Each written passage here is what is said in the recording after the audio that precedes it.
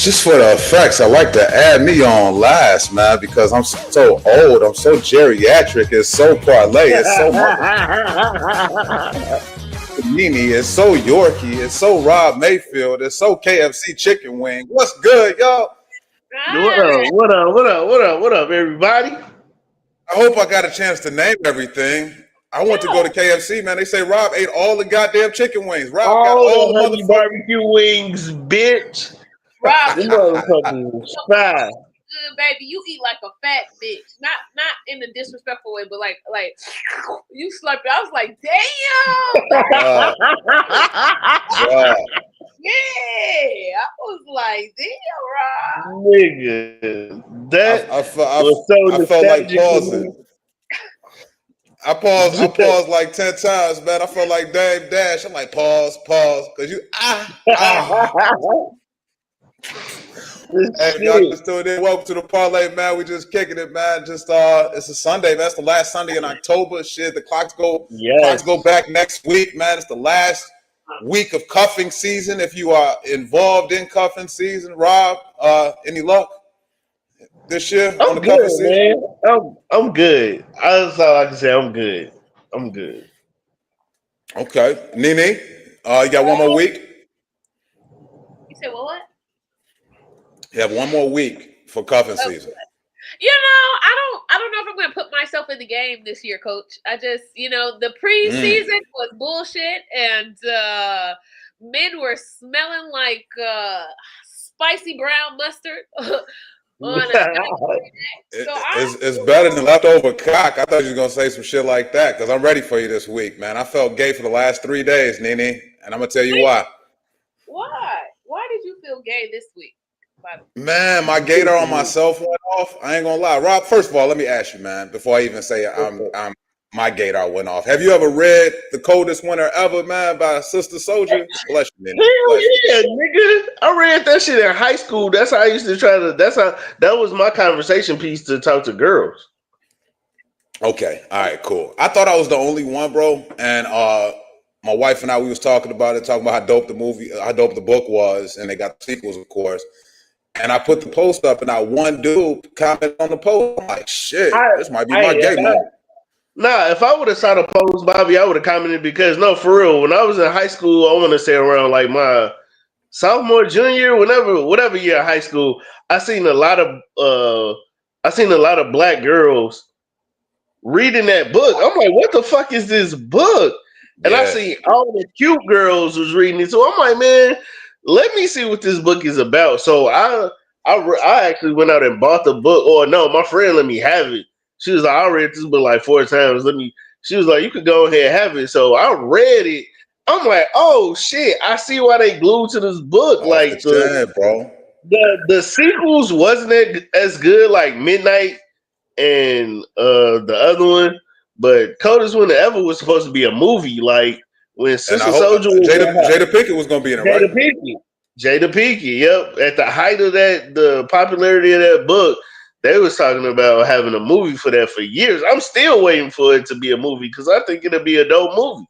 Yeah, man, I'm glad you watched it, though, man. I mean, I'm glad you read it because I sat there and was like, damn, not one other guy did this. No, they all read it. The boys, they was in there reading their mother sing. That is the quintessential good old single mother book. Okay, every one of you niggas read it with your big ass index fingers. You read that. I read this shit. I told you. Okay. I told you that's how I wanted to be winter. A lot of y'all did not want to be midnight. A lot of y'all wanted to be winter, baby. Y'all read it. Who wanted to get bust down in the jacuzzi? Nobody, no man. If y'all just tuning in, we talk about the coldest winter ever, man. We haven't gotten to last week's news, which is really going to be yesterday's news because we definitely got to talk about that versus battle that took place last night between No Limit and them niggas who took over for the 9-9 2000. They didn't take over last night, though. We're going to talk about it. Coldest Winter Ever was a good book. While you was away, NiNi, Rob said it was supposed to be a movie. I thought, honestly, I was the only dude who read it. I found it on a metro train seat. Bro, you not the only brother that read that book. Like I told you, I read it in high school. I read it in twice. It's a very dope ass book. It was that book very well. It was written very well, and it was a different kind of read for our culture for our time period. To have teenagers reading something like that was, it wasn't really heard of like that because I wasn't really reading shit. I ain't gonna lie, like I was reading like, comic books and like video game shit. Like I was reading like nerd shit, but then I saw that book pop out. Yeah. I'm like, oh, I need to like reread and like step up my vocabulary and just like understand what a good book is, and that the shit was dope. Tripped out, bro. That was black people's first soft porn. That was soft porn. Yes. When niggas realize you can sound out a nut, okay, they started. Sound out a nut is crazy. Realize my dick rises when I pronunciate that word correctly. I know what that means. Quiver in my loins. I know. Are you talking about Coldest Winter Ever? Or are you talking about them nasty ass Zane books? Because I'm not talking about Zane. Too. That was Rob, you were reading Zane. I read them shits too. Zane Sex Chronicles. Boy, you gotta understand, man. It's a lot of horny women in the high school and in the Navy. I didn't catch on to the Zane shit. So I was working around a lot of black women in the Navy, and they was reading the shit out of all them volumes of Sex Chronicles. I read all them shits. I was into it. I ain't gonna lie. That's good beat off material, nigga. Look, because I was like, the ladies who be reading it are the bitches in HR, and they don't do shit but sit there and then grind at the seam of their pants. Okay, man, at the seam of them Lane Bryant pants. That Lane Bryant seam be that Ashley Stewart seam be thick as well. They make fat bitches jeans real big around the pussy area. If you roll that up, that becomes a thick seam. You can rub. That's some wild shit. I never thought about that. Like motherfuckers really do be reading them high intense ass sexual explicit romantic novels at work. At work. Absolutely, nigga. Like everybody was hyped about that 50 Shades of Grey shit. That shit ain't got shit on Zane Sex Chronicles. Those Zane books are way better than them 50 Shades or whatever the fuck. I didn't even read them shits.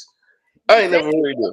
The Zane books is why I like a nigga to lick my stretch marks. I'd be like, yes, lick that trail. I picked up on that from reading. I actually said that before. I told a girl, I was like, I'll lick your stretch marks. Because, hey, hold on. Because I be fucking up words on this show, man. They dragged me for fucking up degradation a couple weeks ago.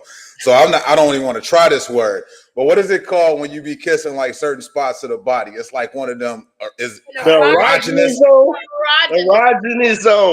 The erogenous zone, bro. You got it. So at what point do stretch marks become an erogenous zone? I think that depends on line. Okay, my little panty line got a little stretch mark there. Lick it. Right when it came around the seam of my ass, lick it. Fellas, y'all heard it here first, man. Lick them motherfucking stretch marks. Parlay Podcast. Stretch marks. You niggas have stretch marks. You niggas have stretch marks. I know. I guess. Stretch marks by your titty and by your underarm. Most niggas have stretch marks right here, like a fat bitch arm. It's fine. Who the fuck? Who said it was our erogenous zone? God damn it! That's just like this nipple shit I keep hearing comics talk about. Nigga, speaking of nipples, I watched this porn. This black girl, she had heart-shaped areolas. The nigga, that shit was so sexy. What she bought? Oh my god, she had like, I'm like, damn, it's her titties heart-shaped. She had heart-shaped titties, G. Some women, not a lot. Some women have been getting an areola and it's colored. You do a skin. Yeah, the tattoo on there, so her areolas look like heart. Oh my god, that shit was sexy. So pretty. It was pretty as fuck. Heart-shaped titties, nigga. Oh my god. Can't do shit but fall in love when you see some shit like that. I'm gonna date me a fat nigga and make him get his titties hardened out. Like, if you gonna have them, might as well decorate them, sir. If you gonna have, we can put triangle or square on there. I've tried tinsel. I have tried tinsel. The nigga said tinsel. Hey, let's hop into it, man. Hey, real quick, man, because without further ado, man, I definitely want to tap into some last week's news, man. First and foremost, we like to talk about Chicago people. Gotta show some love, man. Happy birthday to Tiny, man. She came. Hey, real shit, man. Y'all had a surprise party for her last night. I seen. Yeah, and I seen NiNi adjusting bottom and upper titties on Tiny Thickums in her stories yesterday. Did she have an issue with whether or not she wanted the titties to show up or down? What was going on with the shirt? I gave her that dress because my titties had deflated since then, so I couldn't put the roll-ups in that dress. But hers filled them out quite nice. You got all types of titty view from that. I was like, I thank God I gave you this dress. This is a beautiful dress on you. Please wear it every day. Bitch, I love it. Can't even be mad at that, man. I'm glad y'all was able to go out and show some love for her last night, though, man. What was y'all at the Laugh Factory during the Nasty show? I wasn't there because I was out of town. I just got back in town today. I went to Birmingham, but I heard it was a hoot nanny. I heard it was a good old time. Yeah, I was out of town too. I came back last night. I thought you had the show in University Park, Rob, at Big Willie's. What happened, bro? I did. Bro, let's get into that. All right, so I went out of town. You know, I went to Buc-ee's and I saw NiNi's story. She was at Buc-ee's, and I went there. That's stinking ass place, man. Man, hey, Buc-ee's is the shit. So I went in there, man. The shit is overwhelming. I went to the closest one that's in like Smith Grove, like Kentucky. Went out there. That one. That's when I say you can see what real white people look like in Middle America. If you want to see all the cousin fuckers, incestuous babies, everybody shaped like a little tater tot. Okay, go to Smith Grove, Buc-ee's. You said Smith Grove, Kentucky. Yeah, man, the shit was wild. Like Buc-ee's was so busting that it was a line out to the expressway just to get in there. The shit was overwhelming. But anyway, I made it back to the Big Willie show at University Park. The aesthetics of the show was there. Like it was a birthday party. It was this dude named Floyd. It was his birthday party. It was packed in there, but the show just tanked. It went down from beginning. The shit was over before it even really started. Rob, tell me how that goes. What does that mean? Rob, you got the flow, man. I'm gonna sit back and enjoy this. Describe what the show looks like from the beginning to the end. Yeah. All right, so bad. So I get there, it's people in there, it's packed. I see Rayski, he like, yeah, I got Quiet Storm here. He got some new chick named Dean something come. He had LL Bud. Yeah. He said he had LL Bud come in, and Smitty was supposed to be there, so Trace was supposed to be there, and Sheldon was supposed to be there. None of them three were there. You knew it was gonna be bullshit when none of them three came. Yeah, so none of them three showed up. So Trace wasn't there, Sheldon wasn't there, and Smitty wasn't there. So damn. So now it's down to me, Quiet Storm, and pretty much LL Bug and Rayski hosting, right? And then Dean Felipe. All right, bet. So everything is going fine. The chick that put it together, she hop on the mic like, yeah, it's my dad's birthday. I asked my pops, like, what is he like for his birthday? He said comedy and poetry. She get up like, well, I got him some comics. Rayski get up and host. Like, yo, give my comics undivided attention, blah, blah, blah. Y'all ready for a comedy show? Everybody like, yeah. He get up there, he do his material, whatever. He was only up there for like 7 minutes. Soon as he called LL Bug up, this nigga goes to the bathroom. He goes to the bathroom, right? And this is what I'm seeing because I'm sitting at the bar. He goes to the bathroom. So instead of Rayski just like doing like crowd work or, you know, working out some more material, he tells the DJ just to play some music so people could keep partying because right. Exactly. Y'all with me. So that happens. So by this time, LL Bug is in the bathroom for a minute. So he booing? Whatever the fuck he was doing, I'm sitting at the bar like, yo, either Rayski needs to get back on the mic to get the, you know what I'm saying, the show back on track or whatever. So he let the DJ play some songs. LL Bug come out the bathroom. He walks past me and goes outside on the phone. I'm like, what the fuck? I'm like, yeah, this shit finna go left. You didn't So hear his name? Huh? You didn't hear his name as he was walking towards the bathroom? Yeah, so I see Raysky talking to him like, bro, you finna go up or whatever. He come out, he get on the phone, he go outside, he come back in, Raysky cue his music up, he get on stage. I didn't see LL Bug's set. I was outside because I was irritated because I already knew where this shit was going. You was about to tell him why you was mad, Rob. Man, I'm mad. I'm irritated because I already see how this shit going. Because I have fire for this crowd. I had some fire for their ass because the whole aesthetic was. I have fire for this fucking family. So I go outside and I'm pissed because I'm like, bro, Raysky just keep telling the DJ to play music in between each comment stand instead of him being a host and keeping the crowd's attention. LL Bug get up there. I didn't see his set. I'm outside, but I can hear him. All I hear is a bunch of curse words and shit, and then I hear the crowd over him. So by this time, while he up on his doing his set, they ain't listening to shit. Oh, no. They ain't listening to shit LL Bug saying.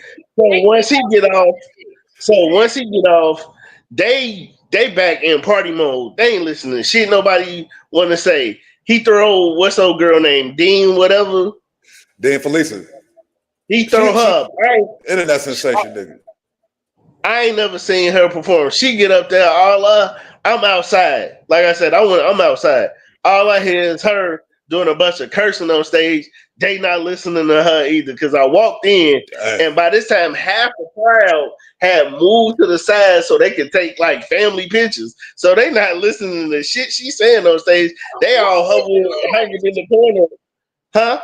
What we doing then? Let's stop this shit and let people have fun. Cause what the fuck is we doing? Right. So after she get off, Raysky, he like fuck. After she get off, he like damn. He play some more music. So once she got off and he let the DJ play some more music, I was like, bro, I'm not going up. I'm like this show over. I'm like, it this felt shit like is a you wrap. was at the hideaway. It felt like you was at the hideaway again. Man, like that. Like I'm like, they not listening. They don't give a fuck about nothing. Nobody saying on stage. They trying to party, and they was just doing their own thing for the rest of the night. So I left. And then Raysky hit me up in the parking like, man, I'm sorry I wasted your time. I still got paid for the show. I still got paid, but it could have been like the show could have been saved. Because the crowd, it sound like really, you needed crowd control. That's what it sounded like. Crowd control wasn't there. Yeah, it needed crowd control because they did initially come to laugh and see some comedy because Raysky did have their attention for a second, but then shit just went down. It just went down. So I left. How many comics totally went up? You said LL Bug. You said Dean Felicia. Raysky just touched LL the mic. Bug. Yeah, Raysky was hosting, so he touched the mic, and then it was pretty much just LL Bug and Dean Felice. That was it. Damn. I didn't go up. Bomb squad. Did not go up. I sat there. I knew, like, you ever see some shit and you just get irritated watching it, and like you get to the point so you like, man, at that point I didn't really know how to navigate my emotions without getting pissed. So I just went outside. And I came back in. I made me a plate. I ate, and then I left. I was like, I'm leaving with something. You was gonna make that plate though. Yeah, bro.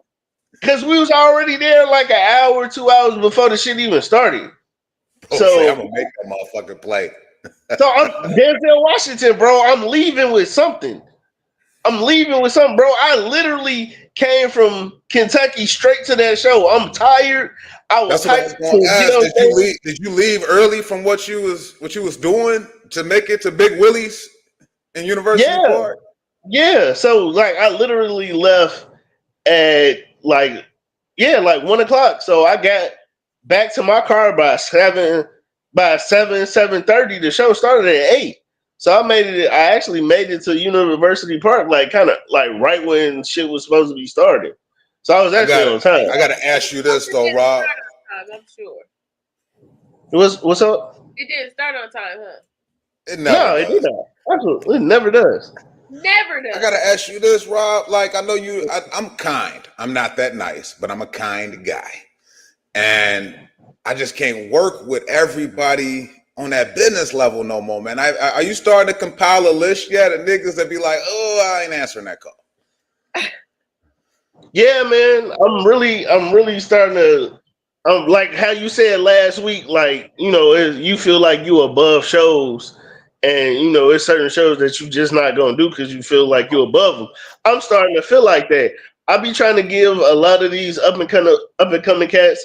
I ain't gonna say try to give them a chance or whatever because they're gonna put together shows how they want to do it, whatever. But like shows like that, you know what I'm saying? You can turn. It sound fucked up, but shows like that you can turn down. You could turn down, and you can also turn them around. You know what I'm saying? And you can turn them around. Like. I feel like if Trey and Sheldon and Smitty was there, that show definitely would have got turned around. I felt like if they would have came, because I was trying to tell Risky like, yo, I could have went up second, but he wanted me to close. He wanted me to close because he thought the show was going to bust. I guess he thought Quiet Storm and LL Bug was going to really do their thing. And in hindsight, after the show, I'm like, damn, I should have went up second to set this shit on fire. That way it'll be a layup for them. Sound like a older demographic.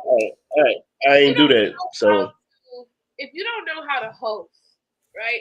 Because hosting is a skill set in itself, right? Hosting, you are a thermostat. You control the room. So if you have no control over the fucking room, it's gonna show. And if you have no a knowledge of who your comedians are and how to curate your show in order to keep that energy flow optimal for comedy, then you are wasting everybody's fucking time. No, I agree with that. It's an insult. It's an insult to me. It's an insult to my craft. It's an insult to my time. Facts.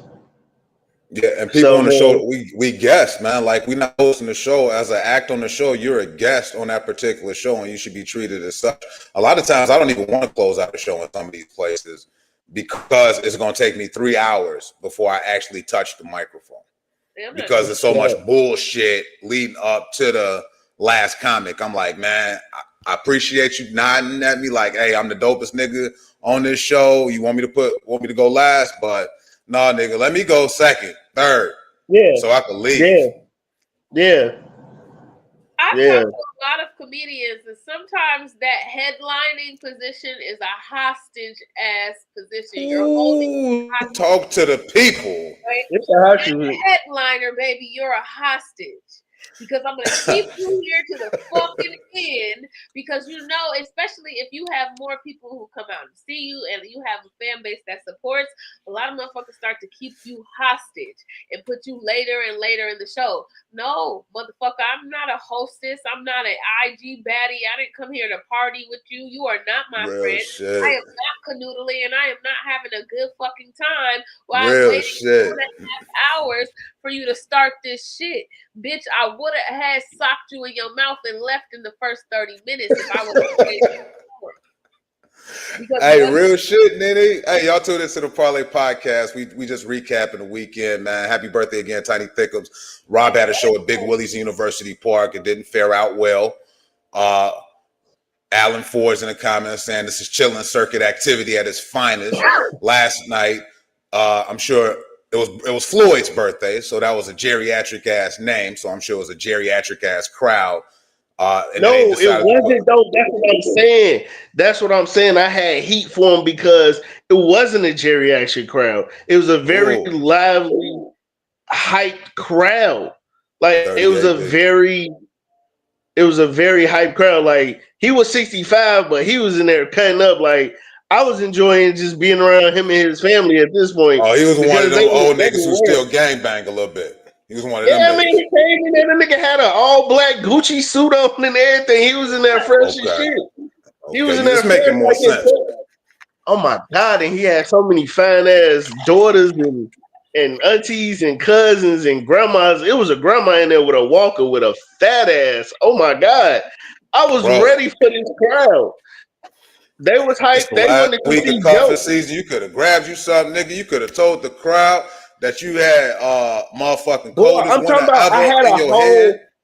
I had a whole fresh set for their ass, bro. Like I was excited to go up, and the shit just went down because it wasn't a geriatric crowd. I think it was lit. It was so funny because as soon as I walk in, they prayed over the food, and after they prayed, the DJ played. I'm gonna eat a whole booty hole from the back, just like that. I'm like, yo. I'm like, yes. I'm like, Yeah, yes. dog. This shit finna be dope.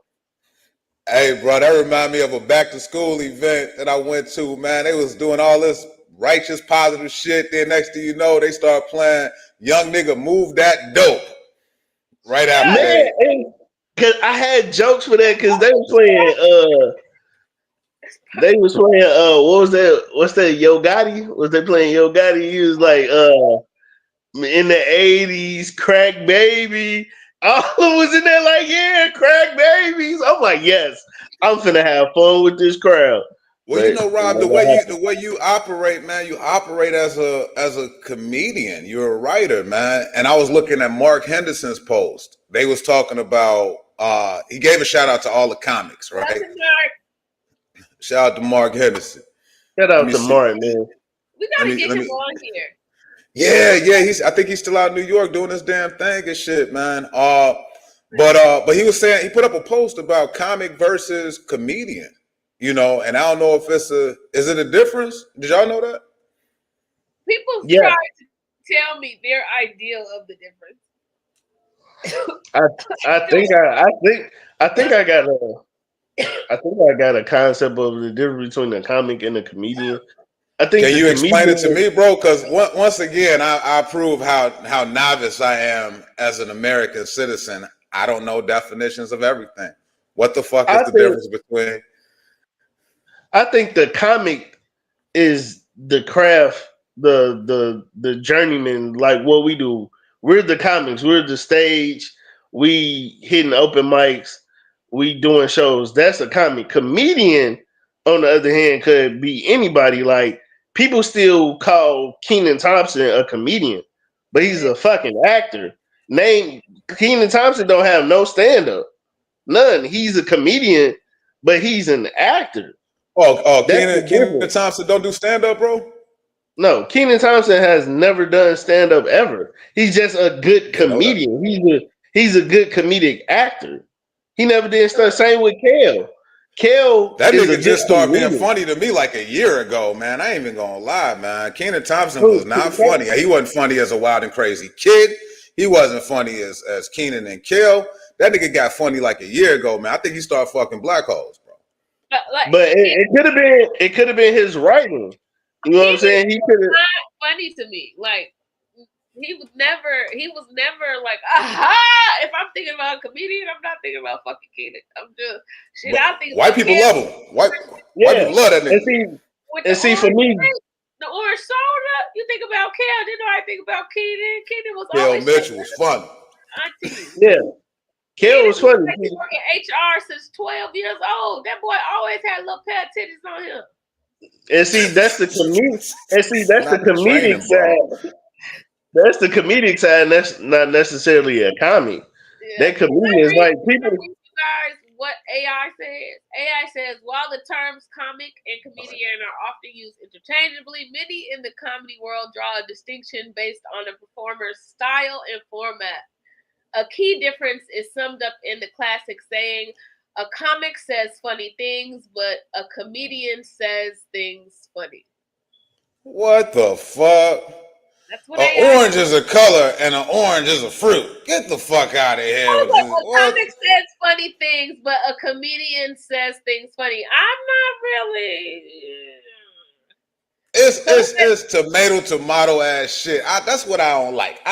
And 6 Man of the Year got something for you.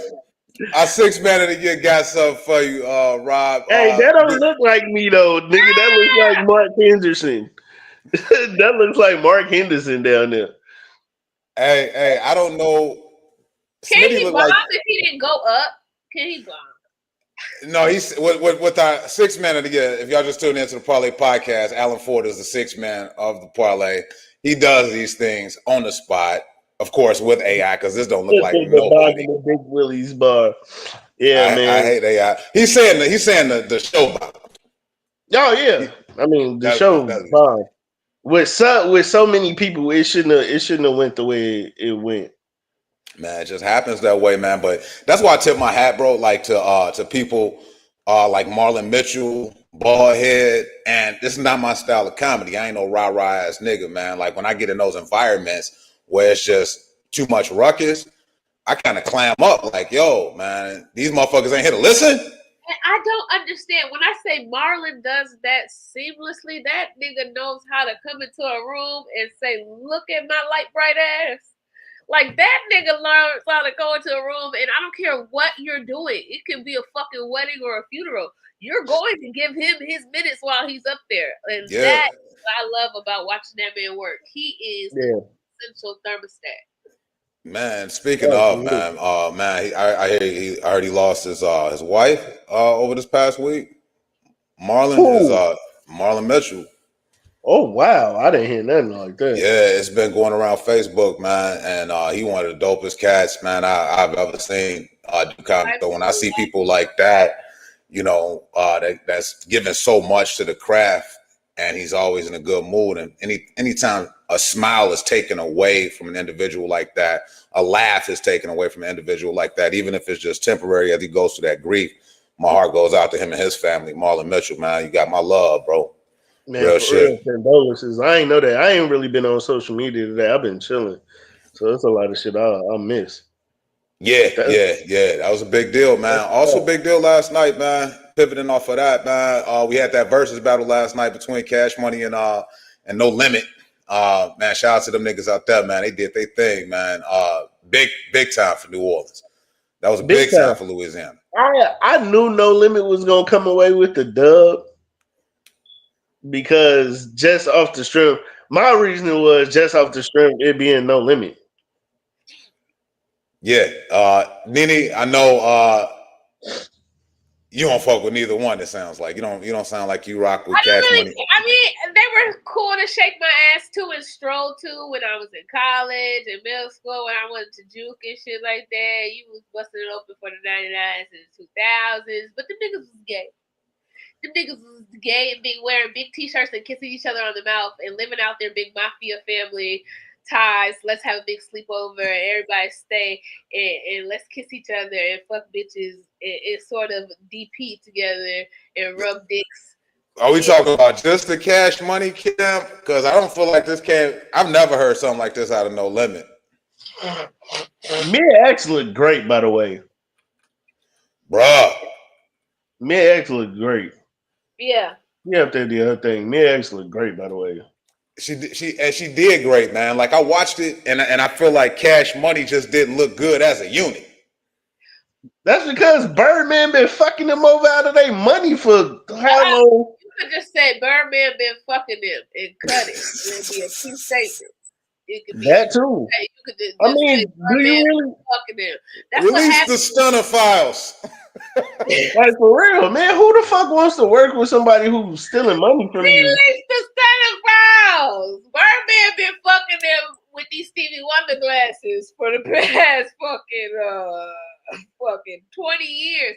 We tired, nigga. Now we gotta wait till your dick rise to get raped. Get the fuck out of here. Sir Trey said, "What the fuck was that flyer about?" Let's go back to it. Not the flyer. Hey Trey, you got blessed to not be part of that shit show last night, bro. But you said the daddy had a good time and y'all still got the daddy like as the birthday party. Yes, as a birthday party, the birthday party itself was cool, but when it came to like the structure of it being a comedy show, that shit was dead. Yeah, I don't like that. I don't like my name to be attached to no. If it's gonna be a comedy show, let it be a comedy show. And if you're gonna do it at a party, you need to be able to have it set where this time is set out for comedy. No, we ain't playing music in the middle of it like a fucking ring around the rosy, bitch. Right. Yeah, what happens is, and I found this out by one of the promoters, man. They find out through Facebook like who have birthdays going on, like during a particular time, so that they can try and pack out the show. So you got these people saying, "Hey, we're gonna be at this place for my birthday." 70% of the people that's there don't even know that it's about to be some comedy or poetry or commentary, whatever the fuck you want to call this shit. And they there to kick it. They there to celebrate Floyd. Yeah, they came to kick you, bro. They came to do drugs and bad things with thug friends. Pretty much. Hey, but we wasn't saying, I wanted to put it back up to clear it up, man. Sir Trey wasn't saying that you bombed the actual show bombed last night in University Park. But I went to school. I grew up with the owner, Big Willie's, great establishment. Next show, hopefully to be great. But Rob, you better practice discernment, nigga. Man, for real. Oh yeah, shout out to Kristen, the owner. She was holding it down in there. What's her name, Kristen? Why you always got like you everywhere you go, you put a little coins in the coochie jar. You leave coin trails. Hey, I'm saying though, Kristen gave me the warmest hug. Oh my god, that lady is soft. What's a warm hug? Can you describe it? Nigga, it's like, have you ever been cold and cuddled up under a heated blanket? And it's just I saw them titties out on her story, nigga. Just go ahead and say she hugged you with them titties out. Man, with all the breasticles, niggas, that shit was great. Just say that next time. You was using euphemisms like a motherfucker. She gave me a warm embrace. No, she pushed them titties up nigga, on her body is back. because it was, nigga. Her body is soft. She knew I was on bullshit too. Because when I hugged her, she was like, "Hey, how you doing?" She was like, "You couldn't resist yourself." Because I was like, "Hell no." She liked it. She liked it. She did. I used to love being a little bigger when I had like a full chest. You could say that. Come here, nigga. Let me put my titties on your back. He will let you climb his back. He will let you peg him if you had some big titties. I don't know what it is about niggas with. They want to feel nipples on the back of their head and their neck. Hey, it's something the comics said a long time ago about big women, man. There's titties all over that body, man. Just pick one. Talk about it. Because when I say I still got my armpit tit, this little flesh.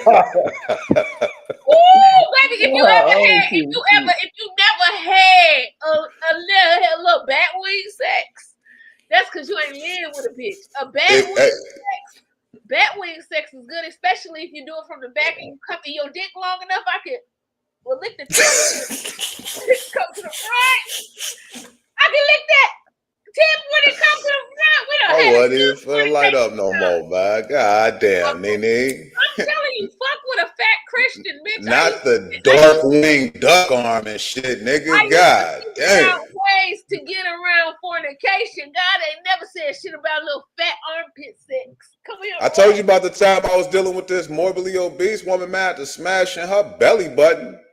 Ooh. I don't really think you should do that unless you really trust somebody belly button smell. Because and you know what, NiNi? After that, it never happened again because and the distrust came after. Hell yeah, you got a little tomaine poisoning in the tip of your dick. It was Cheeto dust at the end of my shit. Cheeto dust. Let's move on. You know what? Let's move on. This ain't even a good conversation. Let's go back to what Chris Ford said. The hug you got was a Zane novel hug that you got there. It was, nigga. I made my way to hug her. And she knew it. Hey, she grew up, man, like right around the corner from me when I was a kid, man. I knew her when I was like 5, 6 years old, man. So I'd have known her forever, man. She good people, man. The people at Big Willie's are good people. Like I said, when you promote these motherfucking comedy shows and you attaching them to people's birthdays, tell the people who birthday it is to tell the people that they invite that there's going to be a comedy show at my birthday party. No, it's just we're gonna have a comedy show for my birthday party. It is a comedy show. Now, if there's some music in between after, that's great. But you niggas need to learn how to sit down, take your motherfucking ADHD meds, and shut the fuck up. Shit. Good night, Tammy. Tammy is a geriatric, y'all. You know, it's 8:41 on a Sunday night. You know, shit. Tammy, baby, thank you for coming to Parlay. She said she got to get all her 8 hours of sleep. Yeah, and it's not as a term of endearment on the show when we say geriatric. I think because NiNi says it to me all the time now. I watch geriatric porn. When I told you I love being look geriatric, turn me on. Ain't nothing like seeing a dick or a coochie that wish it could and it might it could and it wish it would. In a wood could fuck wood. I love seeing a little pussy that could or a little dick that could. Ain't nobody try to see no old ass, worn out, Goodyear, tired ass coochie. Do you understand? Them people is good people. Them people waited for their parents to die for them to do porn. Okay. I like Muslim porn. Put the mask on. Keep that mask on.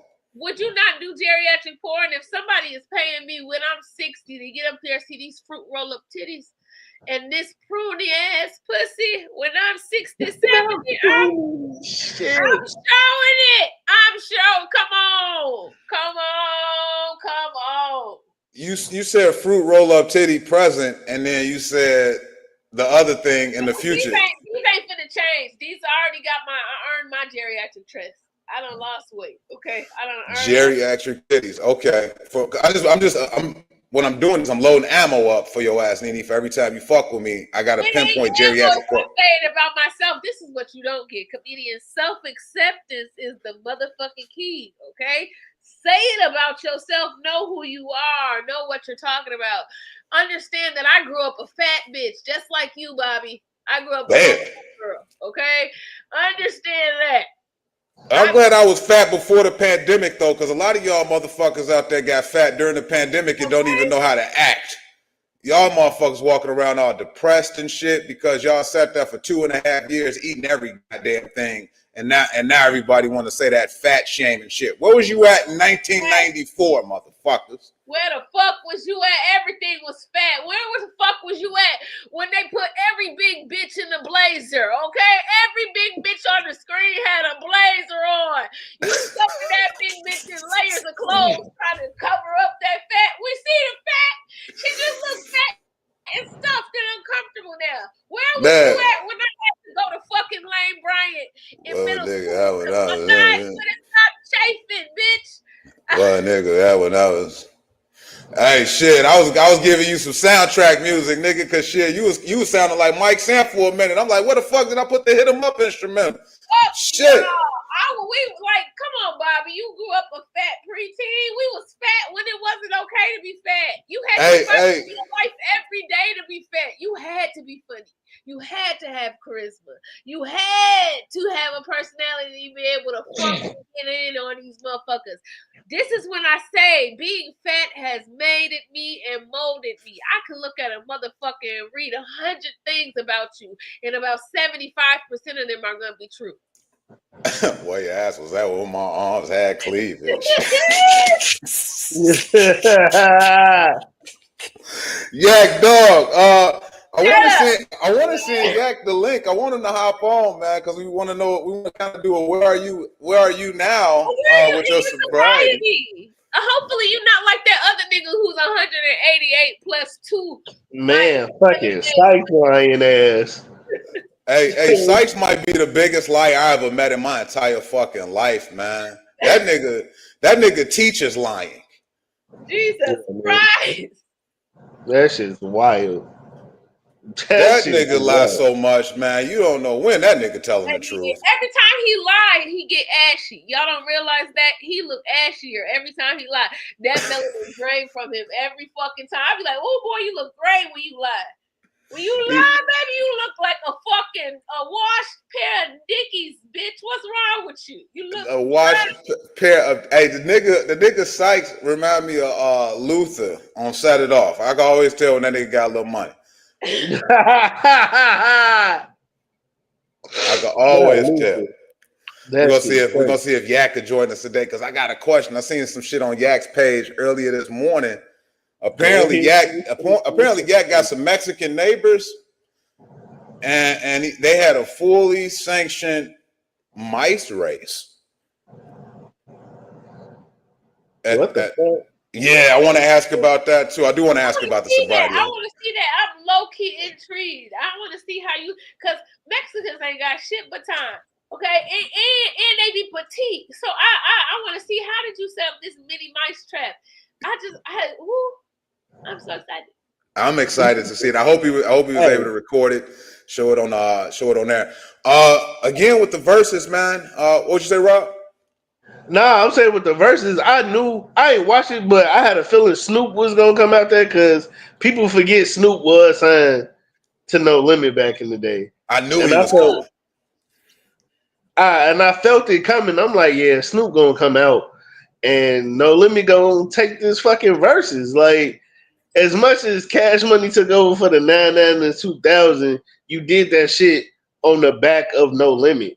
Because everything Cash Money was doing back then, No Limit had already did. No Limit had already did. Master P had No Limit shoes, No Limit clothing. You had TV shows. The nigga was wrestling. Do y'all remember when Master P had the No Limit wrestlers in WCW? Yes, sir. This nigga Master P was playing for the Charlotte Hornets. What else he had?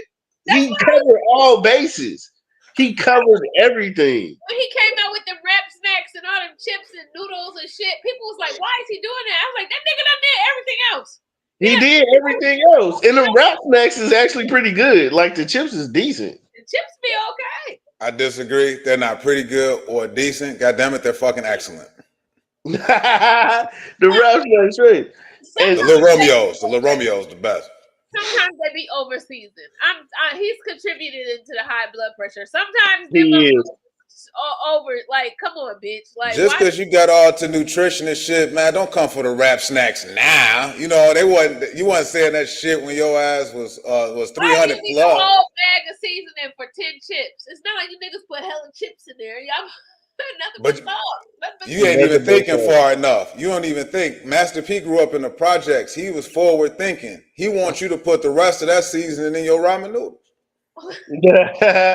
But yeah, I had No Limit for the win just off the strength of that. They longevity, like they hits. Because everybody was clowning when this shit started. Everybody was on Facebook clowning like, oh, Cash Money gonna wash them and all that. How? What roster does Cash Money have that's washing No Limit?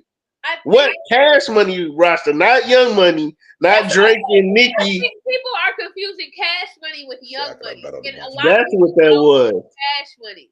Like, I'm like, this is not Lil Wayne, and you think he's gonna pull out Drake and Nicki and all that. I was like, that's not that. That's not who that is. Hey, shout out to Will Hill. He said out of No Limit Soldiers veterans, yeah, shit. I can't tell, man. Master P will run in place for 45 minutes, nigga. For real. The amount of breath control that Master P had last night while he ran in place during every song. He was ready. That nigga, he was ready, man. No Limit looked good as a unit. Didn't they have the Cash Money No Limit like concert? Because I think I went to that concert this summer.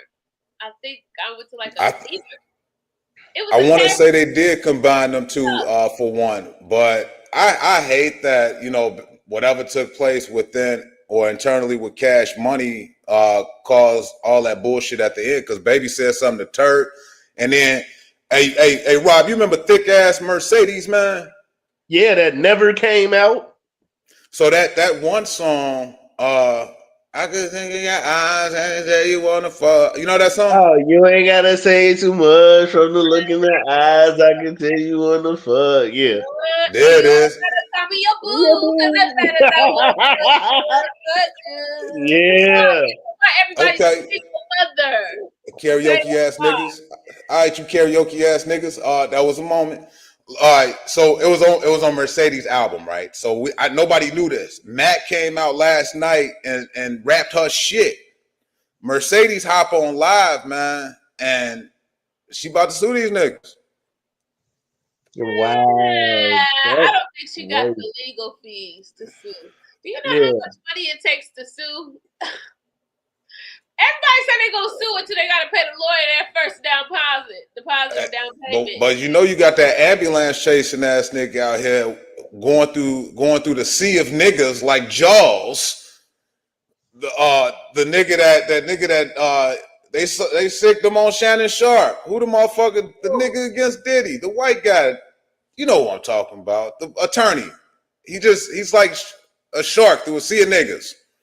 Yeah, that man, ain't nobody worried about Mercedes lawsuit. Because if you wanted to get money or residuals from that shit, you would have been tried to sue fucking 30 years ago when you was on that album cover that never came out. Toot it the fuck up.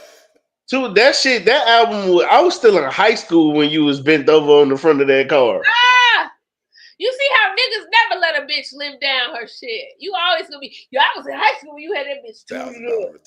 I'm just saying, if she wanted to sue, she should have sued then. Why you gonna wait till like a versus then be like, oh shit, I'm finna sue? If he was able to do her lyrics, that's publishing and copyright shit that obviously Master P got a hold on. So I'm sure if Mercedes don't own her own masters. I know she don't own shit. So if Master P was able to let Mac do her verse, she don't own shit. So she can't sue shit. Song and he owned everything. They probably threw you a little writer's credit. Bitch, you'll get the $17.35 after 2 years once the check come out. But that's right. And it was all in fun, man. Like I started looking online, people was pissed off because so and so what? Yeah, they didn't do this song. I'm like, nigga, this shit was free. It was free, and like NiNi said, man, they was probably confusing Young Money with Cash Money because the original Cash Money roster is only Wayne, Turk, BG, Juvenile, and then Matt, and that's it. Hey, Juvie was bodying niggas last night, though, bro. Yeah, that was their anchor to save him was Juvie. Juvie is a geriatric who walks, okay? He's a mall walking motherfucker. Yeah. That nigga walking got breath control, okay? I was like, oh, you do a little work. You do a little cardio, okay? Yeah. Hey, the tiny desk he put on already knew Juvie was gonna come out swinging. Yeah. But I wasn't expecting Mia X to come out and knock every nigga out. She came through and knocked every nigga out. Yes. The biggest Mama Mia. Lyrical man eater. Yeah, she knocked came every out. I was excited about that. Yeah, it was dope, man. I was excited about Mia X. There was a lot of bullshit that happened. Like Mercedes crying about her royalties. You see fucking Kevin McCall get on there crying about him being on EBT. Cause he crying and snotting and shit. Kevin McCall, I don't even know who that is, man. I know Kevin McAllister. No, so Kevin McCall is he's a songwriter. Like he wrote Deuces for Chris Brown, right? Okay. He's Eva Pickford's baby daddy. Eva Pickford's baby daddy, and so he gets on some platform now, crying, snotting, ugly crying, talking about how he on EBT while Chris Brown making millions off songs he wrote. He's trying to rehash. This nigga's trying to rehash a beef they had back when Deuces came out. We didn't give a fuck then, boy, and we don't give a fuck now. Okay? Didn't give a fuck then. Because when the beef happened right after Deuces came out, Chris Brown addressed it. Chris Brown and Eva Pickford addressed this nigga like he ain't shit. He always talking shit about people. You wrote these songs. You got your residuals for. You feel like you're bigger than what you are, and you're not. I said, this is where that entitlement and a nigga ego will be your worst enemy. You are your worst enemy, nigga. You have a bad reputation. You sitting up there with this song. You looking too motherfucking soft. What it is, bitch, is you out there in California and you ain't out there spreading your ass like you should be. If you on EBT, that's because you got too much pride to go suck dick like you was made to do, boy. You sitting out there with them pretty ass lips and shit. You got that chocolate ass skin. Them niggas don't want to do shit but have you bend them over. And if you ain't writing, what the fuck is you doing? You on EBT, get out there and sell feet pics, get out there and sell bussy, baby. Dick is at an all-time high. What you doing? Free fucking game. You know, that's all I can say. That's free game for you, bro. I didn't understand. Yeah, man, because I didn't understand where the fuck he came from with this goofy shit. Like, you got exposed when the shit happened initially, fucking 15 years ago when the shit happened initially. you got exposed, and everybody was like, "Yeah, you a clown, you a goofy." Even Pickford was like, "Yeah, this nigga ain't shit." Everybody exposed you. Now you then on top of that on the platform, why you ugly crying like a bitch? You talking about greats can't sing. You talking about Patti LaBelle can't sing. He said Alicia Keys can't sing. Okay, now it's all coming to me. I heard. Okay, it came through the radar. I just didn't tap in all the way. I know what you're talking about. Yeah, man. You said Patty can't sit, and this is why you getting the shit you get. You understand, you can't disrespect black women constantly and think God finna favor you, nigga. You out there talking all that shit. That mouth is getting tired for nothing. No, he got comfortable. He's seen people talking about Patti LaBelle pies and thought it would be okay to talk about her body of work. And that's two separate entities. You can talk about the pies, but you can't talk about the body of work. I'm sorry, black people love Patty. We love Patty. Okay. Not the pies. Not the pies. We don't give a fuck about them pies. Patty had to do what she had to do to pay them bills. Okay. And motherfuckers was eating them pies. Motherfuckers was eating them pies.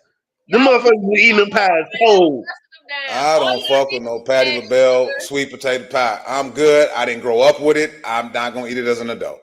That's for white people. Yeah, but that nigga Kevin McCall was talking about Patti LaBelle couldn't sing. He said Mary J. Blige couldn't sing. Stop. Wait, what?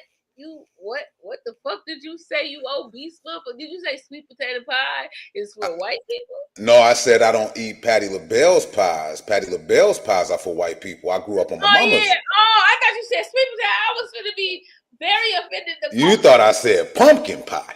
That's what you thought I said. Ooh, I was shocked by me. I was like, you too big to think like that. Oh, no, I fucked. And guess what? And I fucked sweet potato pie. Sorry, Rob. Found out 2 years ago that they got sweet potato pie cheesecake. I was at my white cousin's house. Shit was goddamn it. Oh, my God. I looked like Rob in a chicken wing video when I ate the sweet potato pie. Sweet potato pie. Oh, my God. When I say coochie quiver. Yeah. Sweet potato pie cheese. I love cheesecake. So sweet potato pie cheesecake. I saw that shit. I went crazy. Off the chain.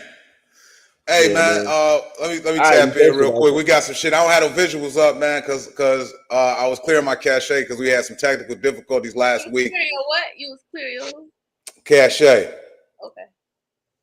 I was supposed to say it. That's cookies. Come on, cache. I didn't want to. I didn't want to say cookies. No, because I was clearing out my cache. So come on, we was clearing out the cache. God damn! So I was safe with coldest one ever. But now that I mentioned I was clearing out my cache, now the gate already. Why the fuck did you have to put a little extra and why not just cash? Why cache? You got a little tilde over the fucking E. What do you got? A lot of people don't know this. I went to college for English, man. I was a motherfucking English major, so I actually speak very properly, and I speak the words. I'm not really a big slang talker, and you've been around too many white people, NiNi, because. What white people do is, hear me out. What white people do is they'll take a word that's already short and shorten it some fucking more. Am I fucking lying? No, okay. Well, so I want you to understand. One, I'm very proud of you for using words with very much confidence because that's what you need behind your knowledge. That's what everybody needs. I don't give a fuck even if you're wrong. Be strong and wrong.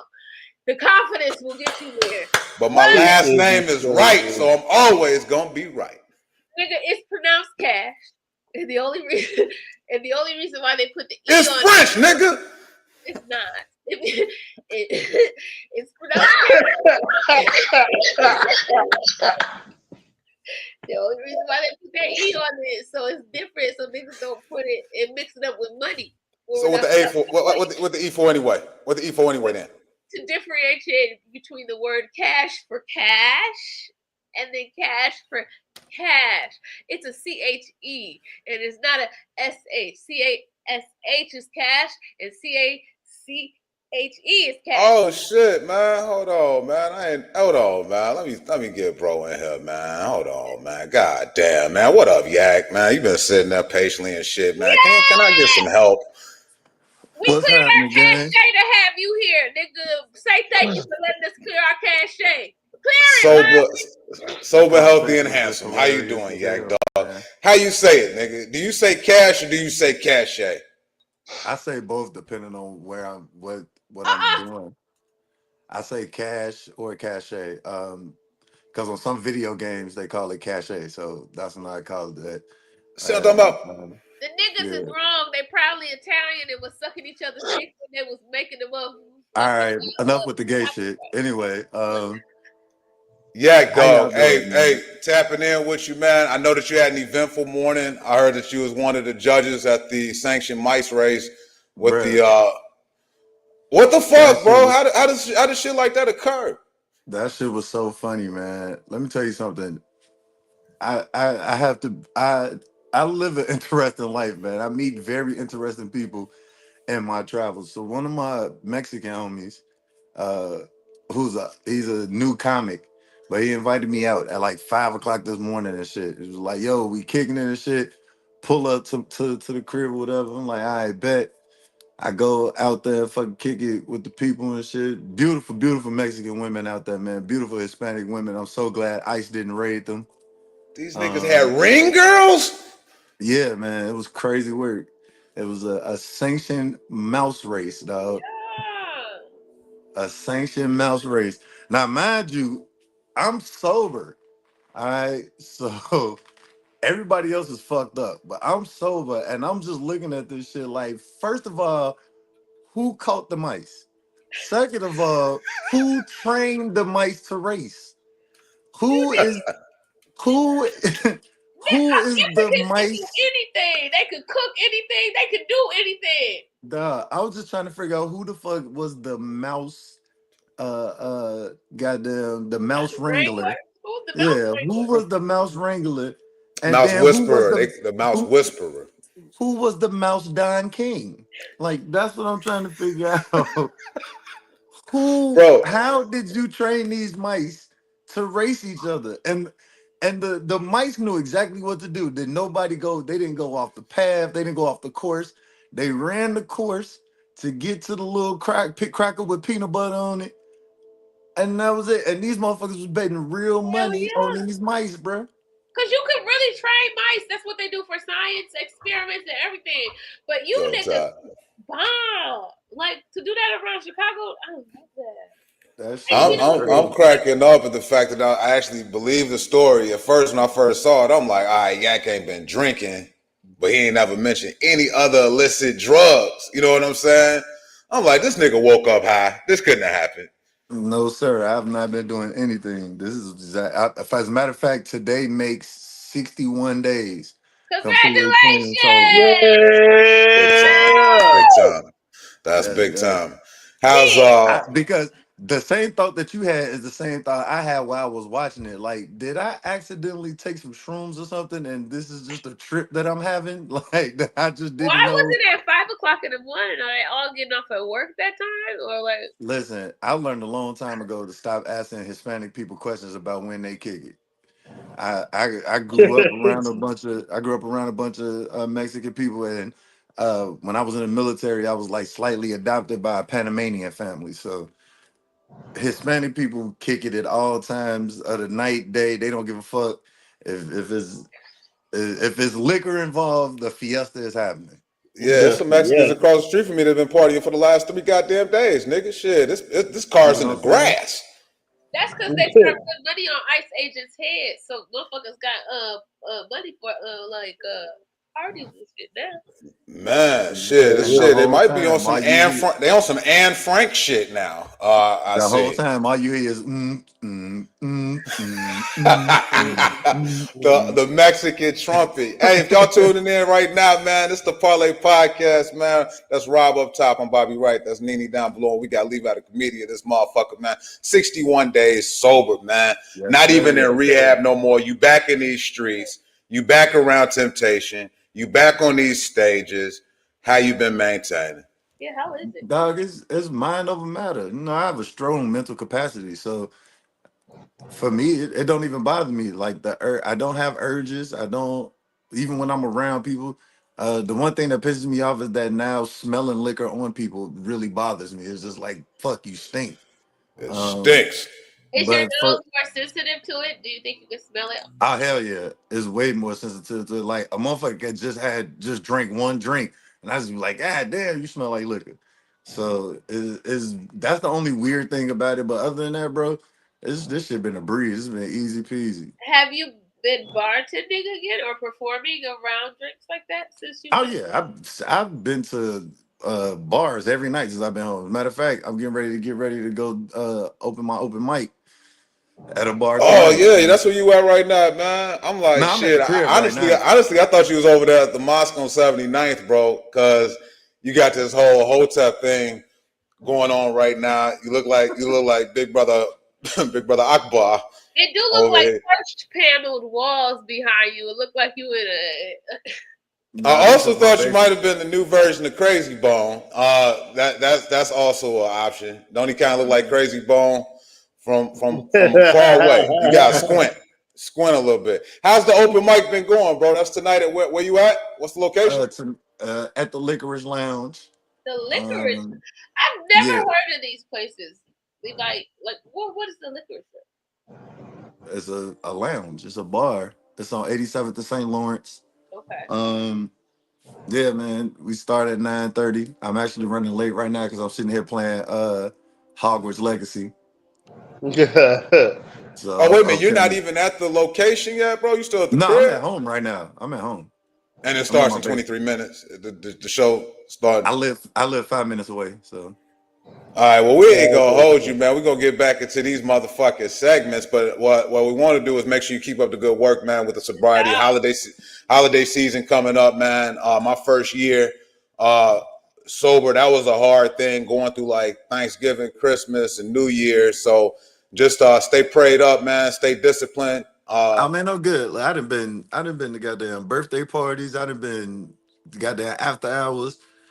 Water is my best friend. I'm gonna tell you one thing though. I eat a whole lot of fucking sweets now.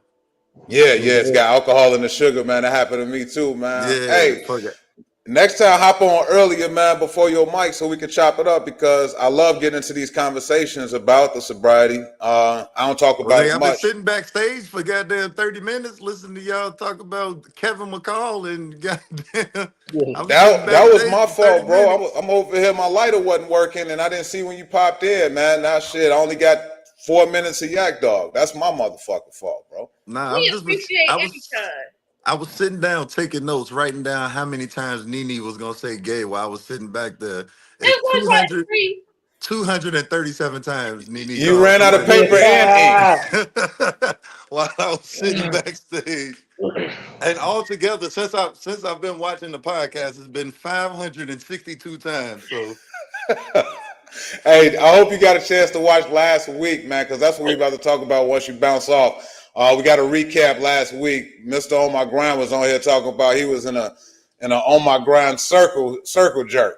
Oh, yeah, that's weird. But I watched some of it. I watched the part where he told the story about how he lost his eye and all that when he pulled his eye out and He shit. lost it in the circle jerk. Yeah, that was crazy work. it does. Have you ever had nut in your eye? Nut in your eye gives you temporary pink eye. It is the worst I've experience ever. Like you never, never had nut in your eye, you have good game. no. You gotta have That's sex with your glasses on, NiNi.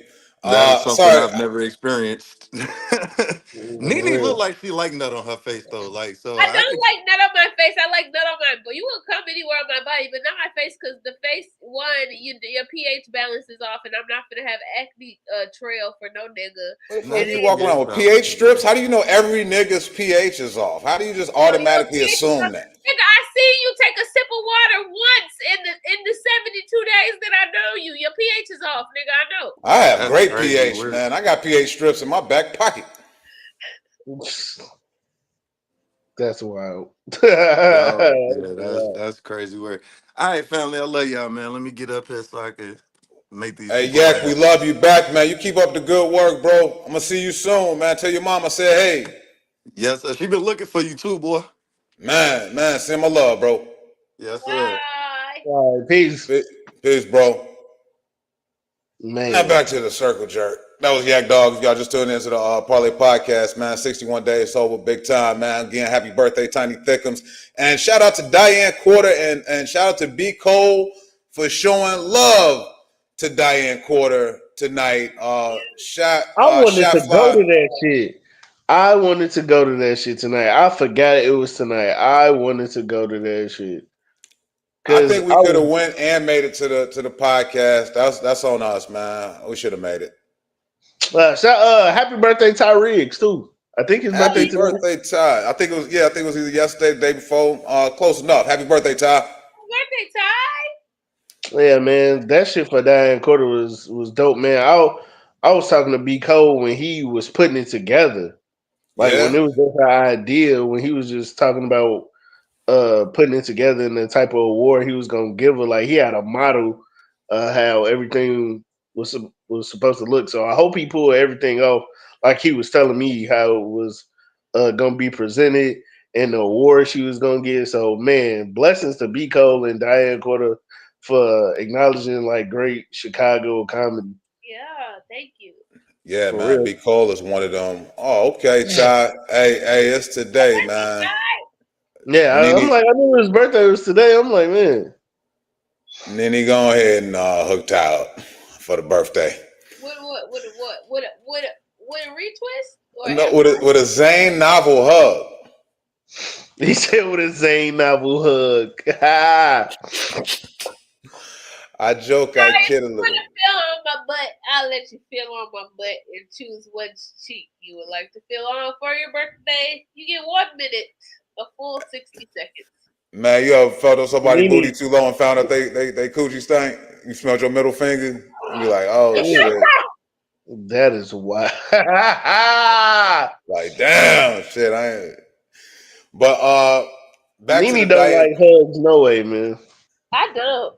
We know Rob do. I hugged NiNi. I hugged NiNi at her show at Amber Walker crib. NiNi said I made her feel too safe, and she pushed me off of her. Hell yeah. I had to keep my head on the swivel. I was in there. Rob was like easy embracing me. I was like, oh, come on. I heard nothing but Anita Baker in the fucking background. You ain't finna rapture of love me, hug me up in here. Get the fuck off me, nigga. I gotta keep a head. Made her feel warm and safe, and she pushed me off. I was like, oh. No, Rob was trying to pay you back for that threesome picture pose from Riddles. Like shit. that shit's forever funny. But again, happy birthday, Ty. Again, shout out to Diane Quarter. One of the dopest things I've ever seen was the respect. I've been to bartenders, and I see it's getting a little calmer there now, but I've been there on nights when it's just been no attention from the audience at all. And when Diane Quarter went on stage, man, you could hear a pin drop. Diane Quarter got that respect that night, man. That was super dope. Respect, man. So, man, I hope this award that she got, I hope everybody came and attended. I don't know how often B Cole gonna do it. I don't know if he's gonna do it like every month or every 2 months. He a visionary, bro. I love B Cole's mind when it comes to comedy, man. He a fucking visionary, man, for real. He is. Very underrated visionary too. Like his mind for comedy and like his content is crazy. Yeah, man. I've been following his career for a long time, man. I definitely enjoy what B Cole got going on. You got some stuff coming up, man. Halloween coming up. Last Sunday, last show of October for the Parlay Podcast. Where you gonna be at again on Halloween, bro? Before we tell them why you mad. No, I'm gonna be with on Halloween. I'm gonna be with B Cole, Jess Niche, Rome Anthony, and damn, who else? It's I feel like I'm missing somebody. D Patrick. Comedian D Patrick, he making waves, man. Shout out to Elephant in the Room. I'm on the show with D Patrick the day before too. So I got a show the day before Halloween and on Halloween. So it's me, D Patrick, Day Day. Shout out to Day Day.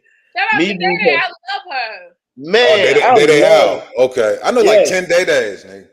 Man, shout out to the very underrated, very funny Miss Sadasia Howe, aka Day Day. I don't know Day Day shit, probably about 8-9 years.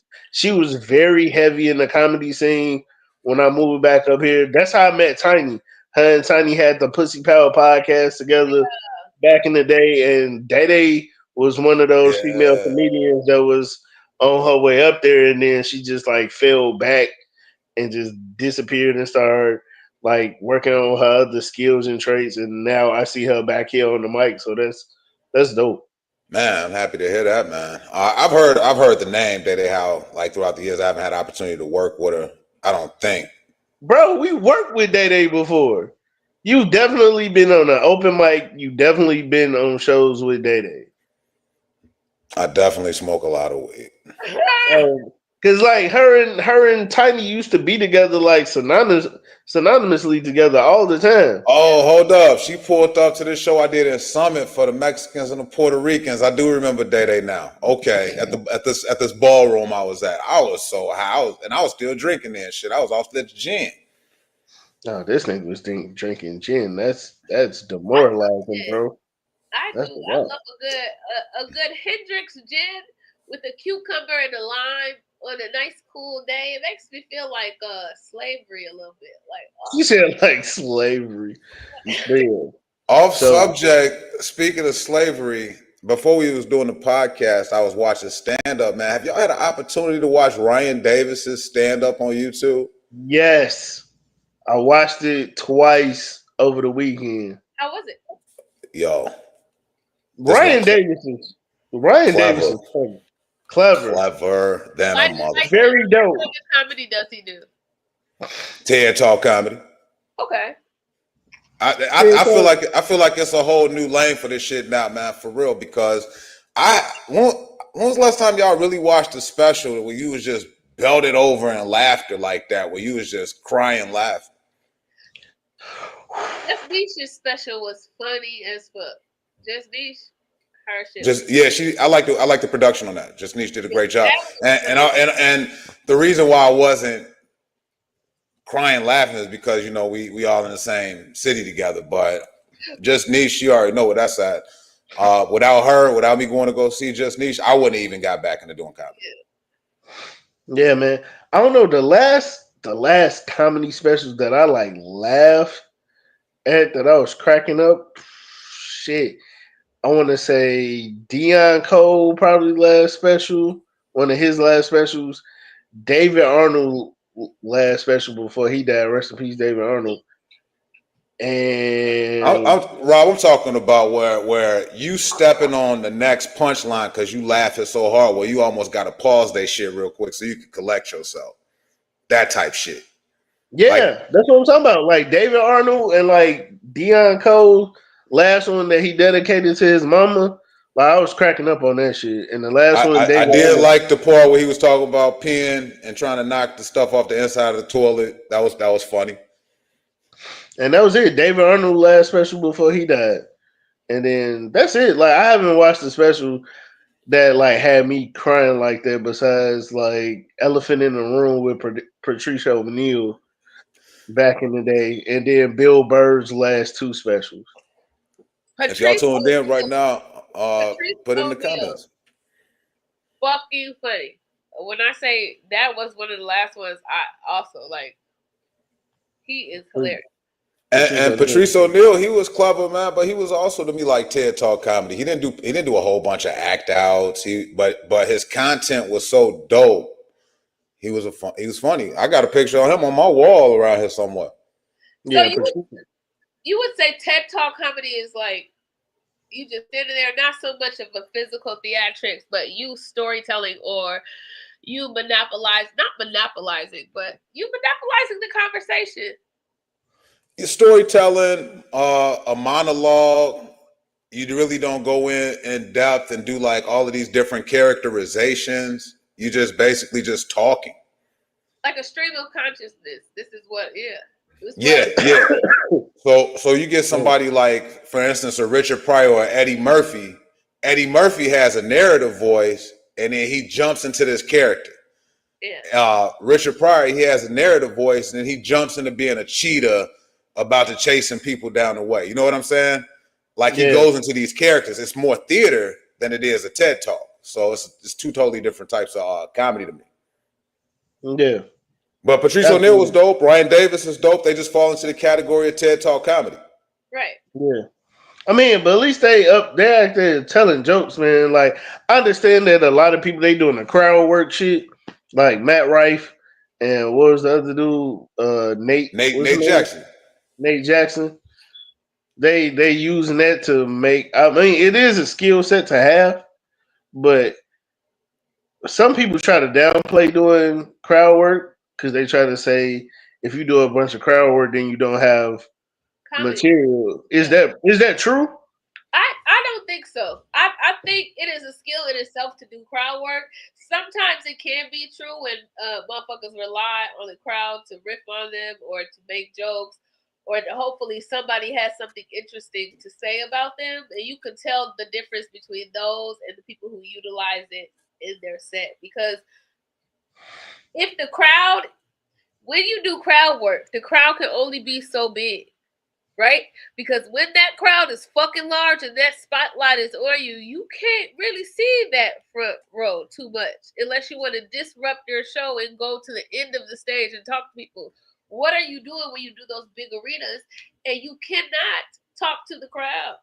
They didn't come to talk to you. I think it's getting misconstrued. I think a lot of people think that these comics only do crowd work and that's all you see on Instagram and that's all you see on YouTube. But let's go back to another topic. People steal. So if you putting out your comedic personality and you want more followers, are you going to do the crowd work pieces that happen in the moment, or are you going to do tested and true material and put that shit up there? You know what I'm saying? I always put crowd work out before my real joke. I'm not putting a real joke out. You're going to have to pay to see this material that I sit here and write and cultivate and curate for the experience. Right. Now, crowd work, when I'm saying some funny shit in the moment, take it, baby, because that was free. Right. Yeah. So I don't want people thinking like I see Mojo Brooks, for instance. He posts a lot of his reels of him talking to the crowd, but I know for a fact I've actually done shows with Mojo. I know that he got material. Yeah. You know, it's just pushing it for the audience. Ellen DeGeneres said a long time ago, "Why would I put my material online when you can get it for free? You ain't gonna want to come see me." Right, and it's smart too. It's a smart business move to put just crowd work up there because, like NiNi said, you know what I'm saying. You got to pay to see what I've actually worked on and written. And then it's crazy that people still trying to steal material when you can tell that this is somebody else's joke, like blatantly. Yeah, that's crazy.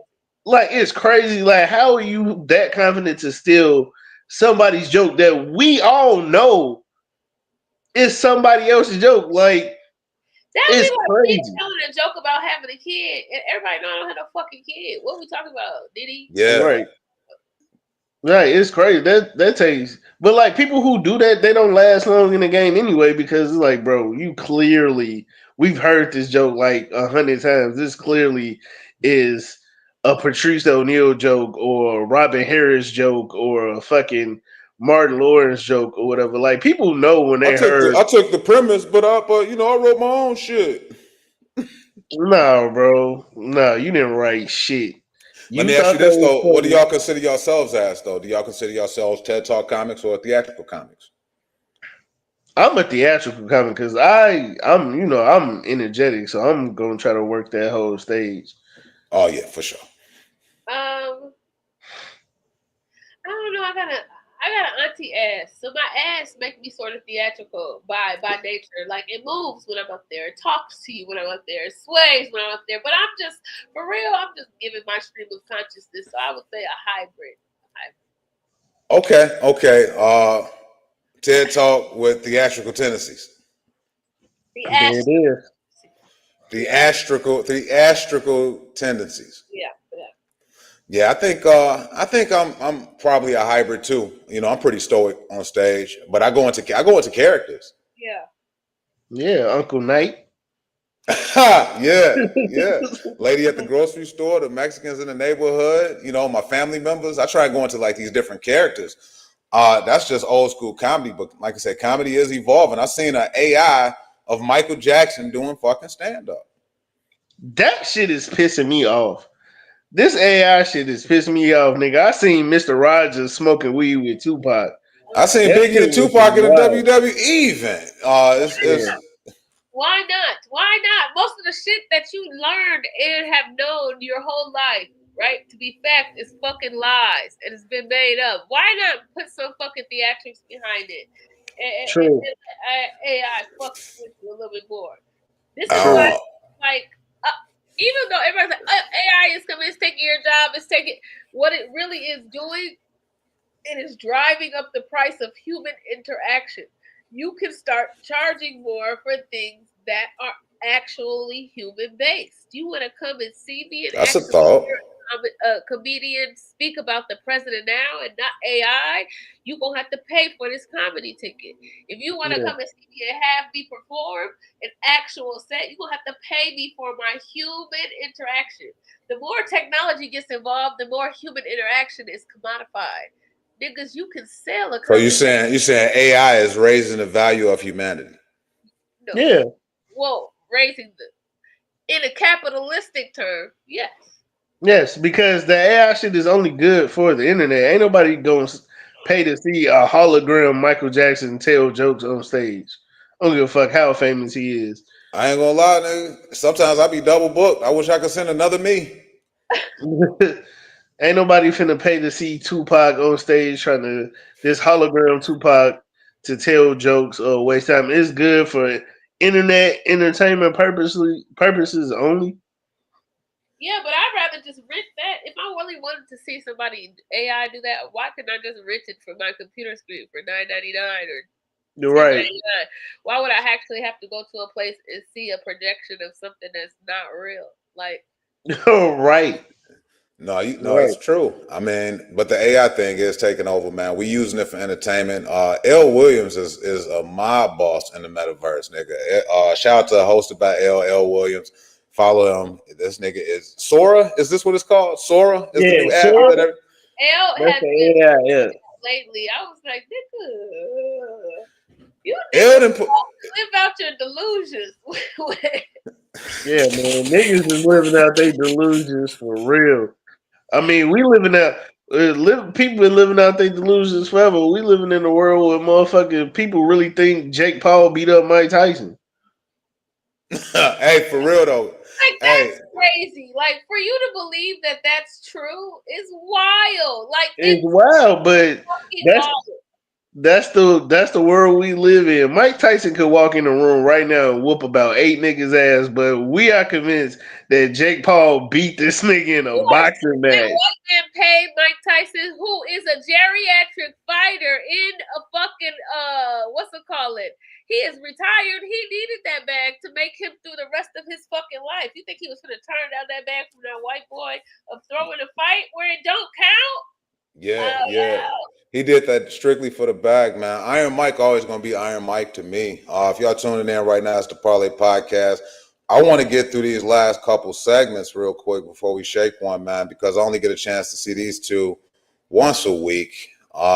Unfortunately, they got big shows coming up. Make sure y'all tap in this upcoming weekend. Rob just mentioned he got something popping on the 30th and the 31st with comedian D Patch. We get to see that brother 2 days in a row.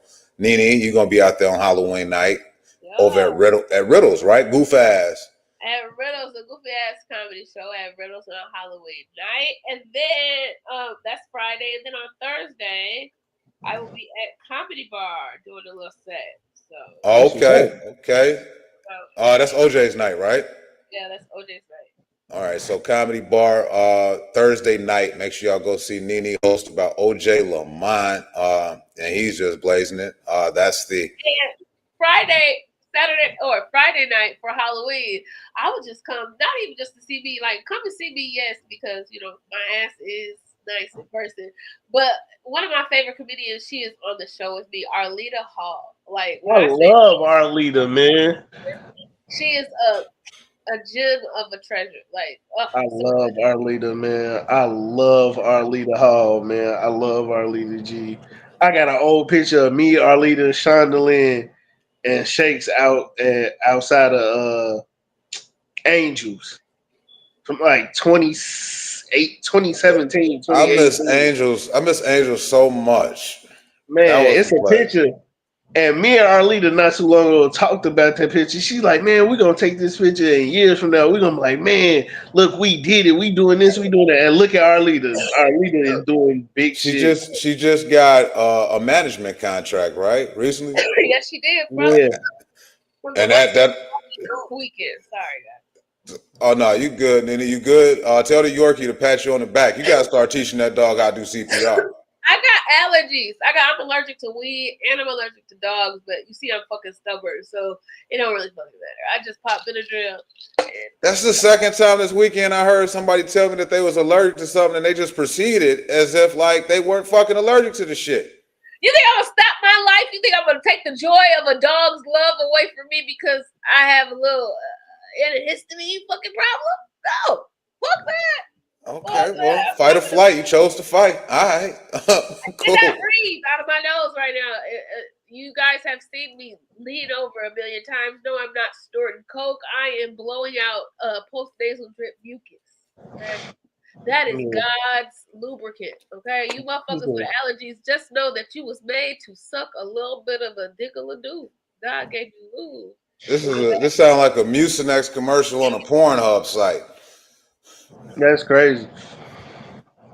Oh my God. So Rob, moving forward, because we're getting closer to 2026, and I want to tell everybody that's out there tuning into the Parlay Podcast, we're about to start shrinking our viewer.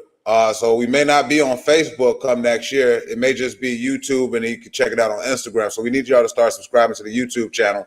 So in 2026, we'll be just on YouTube. Also, we got the Tell Them Why You Mad, Rob segment. But after watching you the other day, Rob, I realized you are an onion, sir. You have layers, and you're not always mad. Sometimes Rob is glad. So what we're going to end up doing is we're going to find out before the show if Rob is mad or glad about some shit. But Rob, are you mad or glad today? What's going on, man? I'm actually mad, but we talked about the show. I'm actually mad, but we talked about it though. We talked about the fucking show because I was excited about the show, and that shit ended. But it's a lot of shit I just be reading, just being on the internet, man. People be pissing me off. I think people in general make me mad because they don't. It's the lack of accountability, man. I think people don't fucking take accountability of their stupid ass actions, and it pisses me off to no end, man. I read some shit that Warner Brothers wasn't gonna fund Prince's Purple Rain movie and said he wasn't attractive enough, but they was gonna pick John Travolta to play Prince. To play fucking Prince. This the shit I be talking about. This Saturday Night Fever. That's what I said. I was like, that's because he did Grease and then he did that bullshit ass disco movie.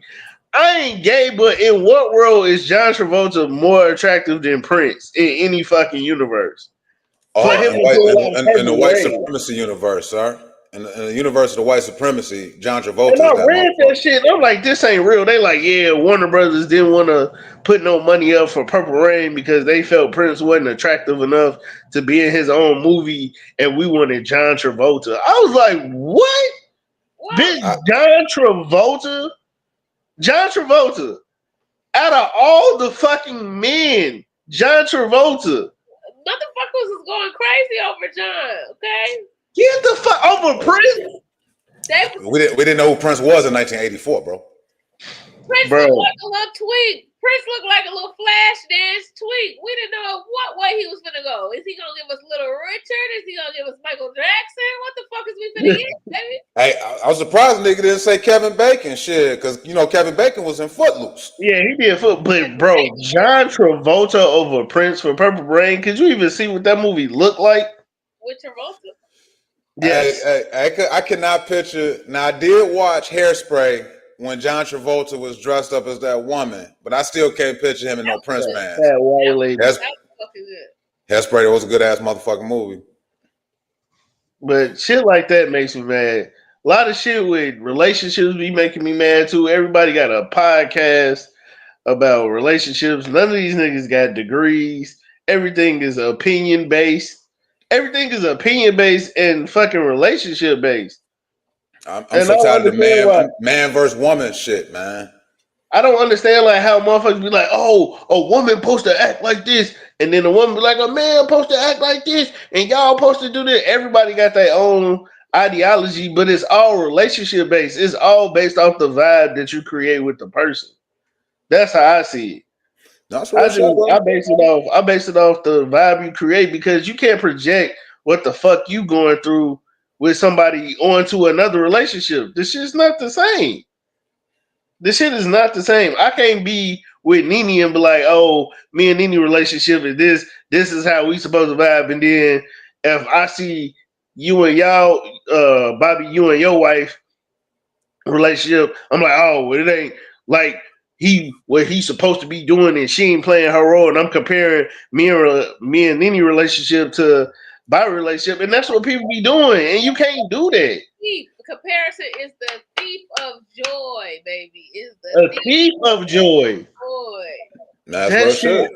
That should be irritating, man. It's irritating because it's like we can all get along and just have genuine, respectful, loving relationships. But again, people don't take accountability. A lot of motherfuckers out here ain't healed. Men and women ain't healed. What does that mean exactly, though, bro? Like the whole ain't healed thing. Like what? Still going around hurting people for real, hurt people. When you're sitting there with misery and shit in your life, and you sit there and you knowingly know your shit is not together, and you're actively dating and trying to find a distraction from your shit, that's what we're talking about, accountability. Yes. You ain't shit. You know, if you had the opportunity, right, to date you, would you date you? Would you tell anybody that you love to date you at this point in time? So are we like using this synonymously with established? Like I'm just really trying to establish healed from your toxic traits, where I know enough about myself and I have enough emotional intelligence to not take it out and damage somebody else. Right? I know enough to have integrity that the same way I entered this situation or relationship is how I would like to exit. Why are you leaving people and things worse than you found it? That is disrespectful. That is lazy. You had no intentions. You had no plans for this person. You just wanted to distract yourself from your shit instead of going to get your shit together. You thought a relationship was going to validate you. It does not. It is a distraction, and it is a magnifier of your shit. Get your shit together, people. You are an adult. Nobody is here to fix you or save you. That's why I ask if it's like synonymous with healed and established, because a lot of times I feel like some Venn diagram type shit where it's meeting right there at that point. You said get your shit together. That's establishment talk. No, we're not talking about having a place, a house, a bank account, being able to provide. Yeah, if you should have the basics. You should have food and shelter and fucking transportation down. Right? And if you don't have food, shelter, and transportation now, and you out here finding relationships to meet your fucking basic human needs, you're a homosexual. Okay? Yeah. You fucking for amenities, for necessities.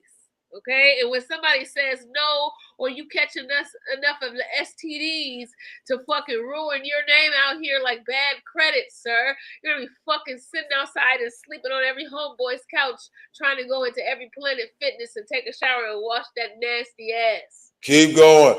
It's that, and then it's a lot of false sense of entitlement, man.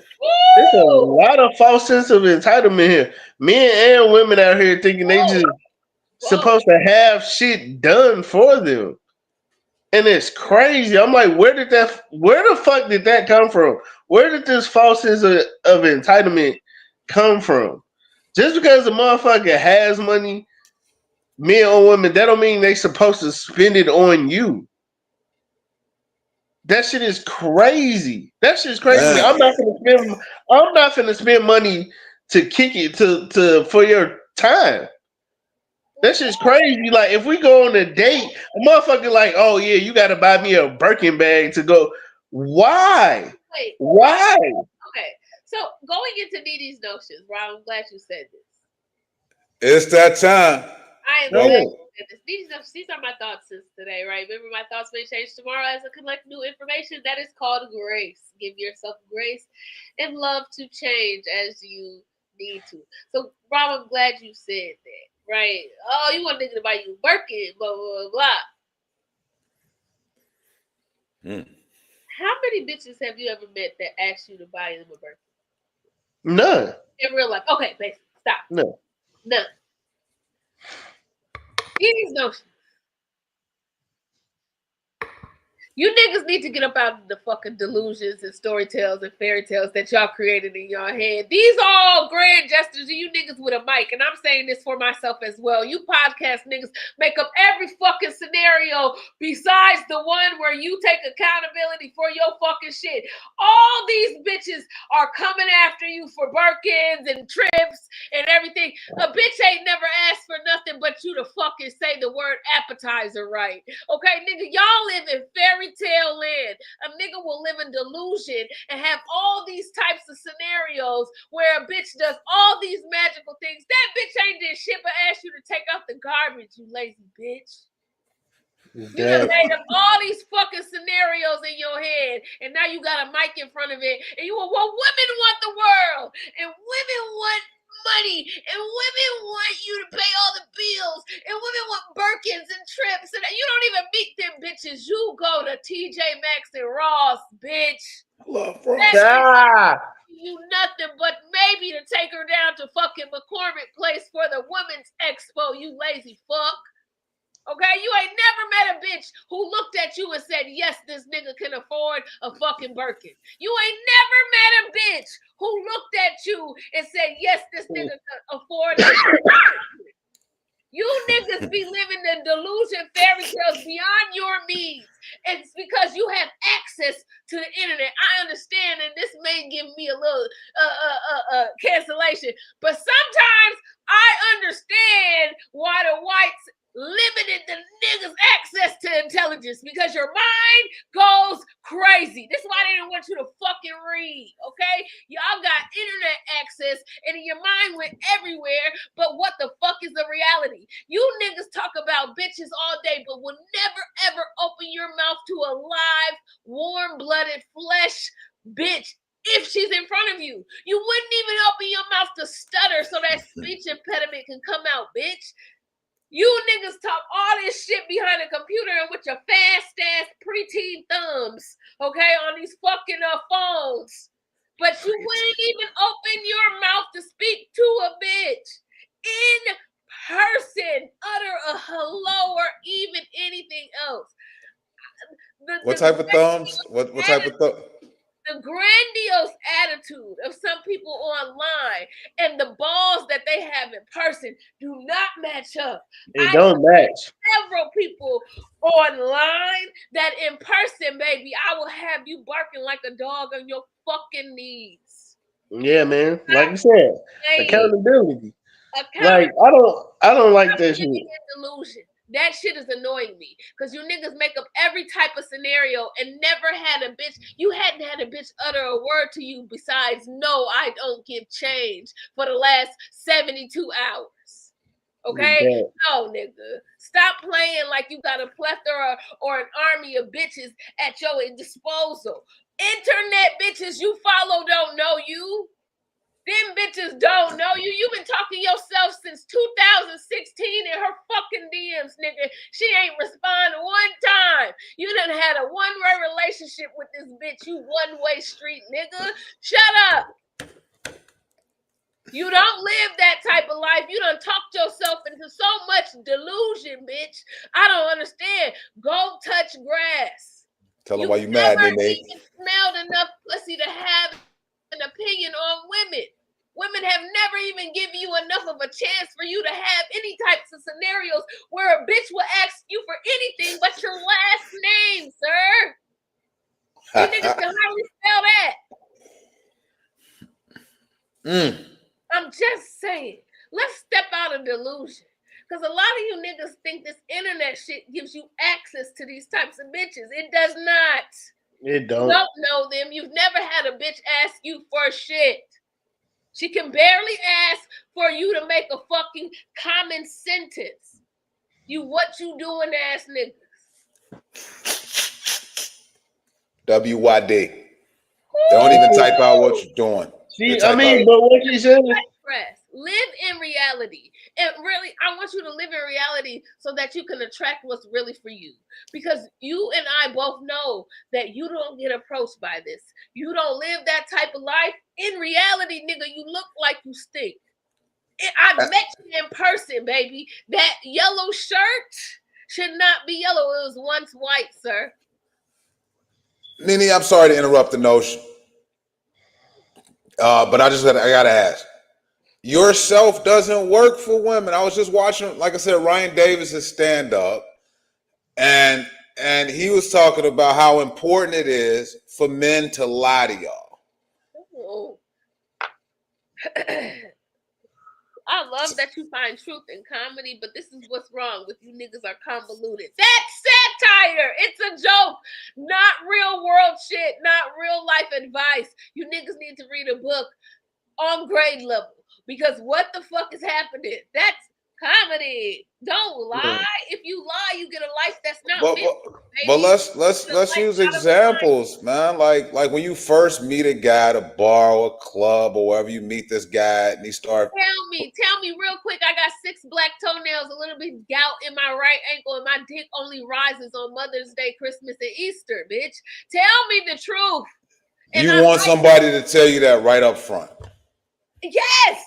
If that's what you know and that's what you want, because niggas will ask you to fuck before even finding out your last name, but you not telling me, sir, that I gotta twist your nipples and pinch your balls while you cry about your mommy for you to even nut. Let's talk about that. Y'all so comfortable giving your bodies away to me. Hey, tag them next time, NiNi. That sounded very specific. Next time, tag. I played Bop It with this nigga and he cried. And it was weird. And I didn't want to sign up for that sex. But this was when I was in my functioning depression. And I didn't know how to say, no, this is weird. I played Bop It with that nigga. Twist it, pull it, flick it, ass nigga. He's like, twist it, the right one, the left one, twist it, in, out, twist it. And this is what we was talking about, man. I was overstimulated. It was funny shit to me. That's what I'm saying, man. Lack of accountability, man. Lack of accountability and delusion. I'm sorry, Rob. What was the accountability in that when he first met her and said, "Hey, baby, you look good. If we ever have any sexual relations, I gotta let you know. I gotta take accountability for this. It's gonna be a little flicking. It's gonna be a little pulling. It's gonna be a little twisting, and then you're gonna have to bop it." Yes. That would have alleviated some problems. And then I would be like, you know what? I'm a little ADD. I can't do too many things at one time. I get distracted. I'm overstimulated. I'm in neurodivergence, and I'm trying to do everything perfectly. Now I'm fucking being a fucking perfectionist. My coochie is drying up because the fan is on up top, and we don't got no blanket to hold in the moisture. And I'm bopping your titties, nigga, trying to make you nuts so you can tell me I did a good job. Which brings us to our next point, NiNi. How do you feel about therapy? Well, I need it. Yeah, it sound like you got a little PDSD. Goddamn it. PDSD. Ooh, Bobby, I think you done said a word today. When I say the hoe in me sees the hoe in you, Bobby, yes. I've always been a good guy, man. You know, I might not have found out who Jesus was until I was about 12 or 13 years old, but I have a very great moral code. I'm an ethical guy. I don't lie that much. I lie to judges and the police. That's the people you need to lie to. That's what I do. Unfortunately, I don't have anything to put on the screen this week for scrolling and trolling. And we didn't have a guest purposely this week because this is the last Sunday in October. Wanted to spend time with my Parlay crew. Yes, sir. Sometimes it's just cool with just us three. You know what I'm saying? Yes. Bobby, I have a question though. Yeah, what up? Sorry. Yeah, it's your oxygen tank. I went to bartend on Wednesday. It was DJ Cool Ant's birthday. I got to do some stage time. I saw Donsky and I saw Leah. I saw some other people. I just want to know what was the update on Mike Sam because I'm not on Facebook. So, like, did he come back and say anything? Like, what happened? Did Donsky ever respond? Like, I wanted to hear this whole Mike Sam thing so bad last week. Sometimes when a dog barks in the backyard, you just wait for it to stop. Nobody reacted to it. It was nothing. Nothing came from that. Nothing came from that at all. Like, okay, so what happens? Like, what happens, right? What happens when you have these big crash out moments, but it's limp-dicked, right? It's flatulent. Nobody likes it. It just lays flat. You just pull your dick out and it's just there, right? I like it though because, and that's funny as fuck. You just lay your soft dick out and it's just there. Because it reminds me of people who do these Charlie Kirk situations. You know what I'm saying? The people that do these so-called assassinations and they get this notoriety on the news and shit after they do it, and it makes the next person want to do it. So when somebody crashes out online and nobody pays it any mind, it stops other people from crashing out online because they like, oh, that nigga ain't even get no attention off of that shit. It's funny in the moment.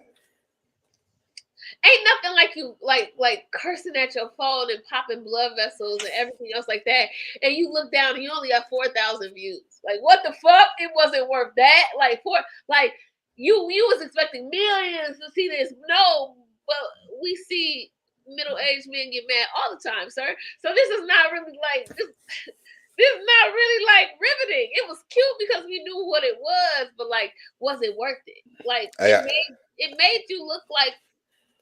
To me, I don't really see people crash out about many things besides dick. I think dick is the underlying thing. Dick is good all the time. We know that's what you think, man. Dick is good. I'm gonna be honest. It was gay. When I see niggas do that shit online and cuss at their phones, because the attempt is your big ass masculine thumb or index finger had to press start on that recording. You backed up to catch your light, queen, and find your angle so that you could talk to your phone. And hopefully somebody who doesn't have a life, they're logged on to see the fuck what you do, and maybe on their lunch break, hopefully on their lunch break because they're gainfully employed, hopefully, but you're doing this mid-afternoon prime bum time. Bum time. Morning, mid-afternoon. This is the time that EBT owners wake up, and probably a little bit later, okay? Shit. We can't say EBT, man. That's triggering, man. Shit, they only got about 5 days left. Use it. I want to see nothing but crab boils, bitch. I want to see use it. Okay. Hey, but what you refer to, NiNi, is emotional intelligence, man. Like I've been on live. Like I hopped on Daryl Manson's live to address some shit that bothered me. And I went in talking about this nigga mama, this nigga auntie, all kind of shit. I was pissed off, and I regretted it after the fact. I was like, damn, that was me showing that I really did not have emotional control. Well, it's also like, why? Like, what's the purpose? You're still gonna be mad. They're still gonna have done what they've done, and then now it just looks like your butt hurt, and it now looks like you're the bitter baby mama. And you had to come to the internet to get the jury of social opinion on your fucking side. And what happens when the jury of social opinion says, womp womp? Who gives a fuck? Like, what happens when the jury of social opinion says, that was cool? Well, with me, it was so out of character. They got pissed off when Daryl took his live down because they was like, damn. But I'm glad that he ended up taking the live down, because it was completely out of my character. A lot of times shit don't bother me, but the fact that this nigga came online and said what he said about the payment for that show, I was like, all right, nigga, you want to play in the metaverse? Let's play in the metaverse. And that's when I ended up going on another nigga live video doing what I did. I done seen Rob, take it. You ain't did it in a while. And I know you and Michi good now. Some shit happened with Michi. Rob came on the next day, and that's when I started calling Rob the smoking section. I was like, Rob don't give a fuck. He want all the smoke, nigga. But something came out of that. You know what I'm saying? After I said what I said, I saw Michi in person and we talked about it. See, that's Rob, Rob, why did you choose to respond online? It wasn't that I chose to respond online. I was actually online talking about online, or did you bring it online? Were you the one who bring it online, or did you? No, I was actually online talking about something else. I was talking about other comment related shit, and then Michi got brought up, and so I went in about me and his situation. Okay. So it wasn't like I came on intentionally to talk about. Yeah, that wasn't his initial intent. But that wasn't my initial intention. I was talking about Kami in general, and then it got brought up, and then I gave my piece on how I felt about what Michi said to me back then and our whole situation. And then when I saw him in public, we talked that shit out like men and kept it moving.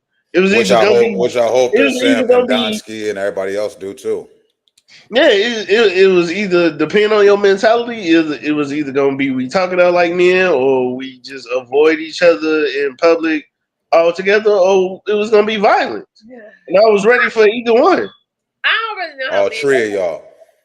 I was ready for either one. So at that point, I mean, doing all that loud talking over the internet is good for entertainment purposes, bro. It's entertaining. Like, we used that shit as a clip last week because it was entertaining. It was funny to us, but he was probably dead serious. He was probably all very serious in everything he was saying. Then he stopped laughing. He was serious. But nothing came of it. So unless you're going to address the shit in person, like you said, it falls flat. Yeah, soft like you said, I ain't done it in a while because I stay away from people that I know I don't fuck with. I don't fuck with the energy. And if I'm around them people and then they bring their energy to me, then we could address it one of two ways while I'm there. No, go ahead. I'm done. I just have a notion, right? I just have a notion. And I really feel and believe that a man should not be able to talk longer than he could fuck. For real. I think it just throws off the equilibrium of life. If you can only fuck for 5 minutes, you should really only speak in 5-minute increments. You should really only speak as long as you can hold your nut, sir. If you bust in 2 minutes, shut your ass up at the 2-minute mark. If you can't last 45, because niggas will talk to their screen for 45 minutes, but fuck for 2. That's crazy. That's wild. How do you have this much fucking stamina to sit here and run those gibber gabbers all the fucking day long, but you only fuck for 2? That's crazy. You should only be allowed to talk for the length of time that you fuck. New rules.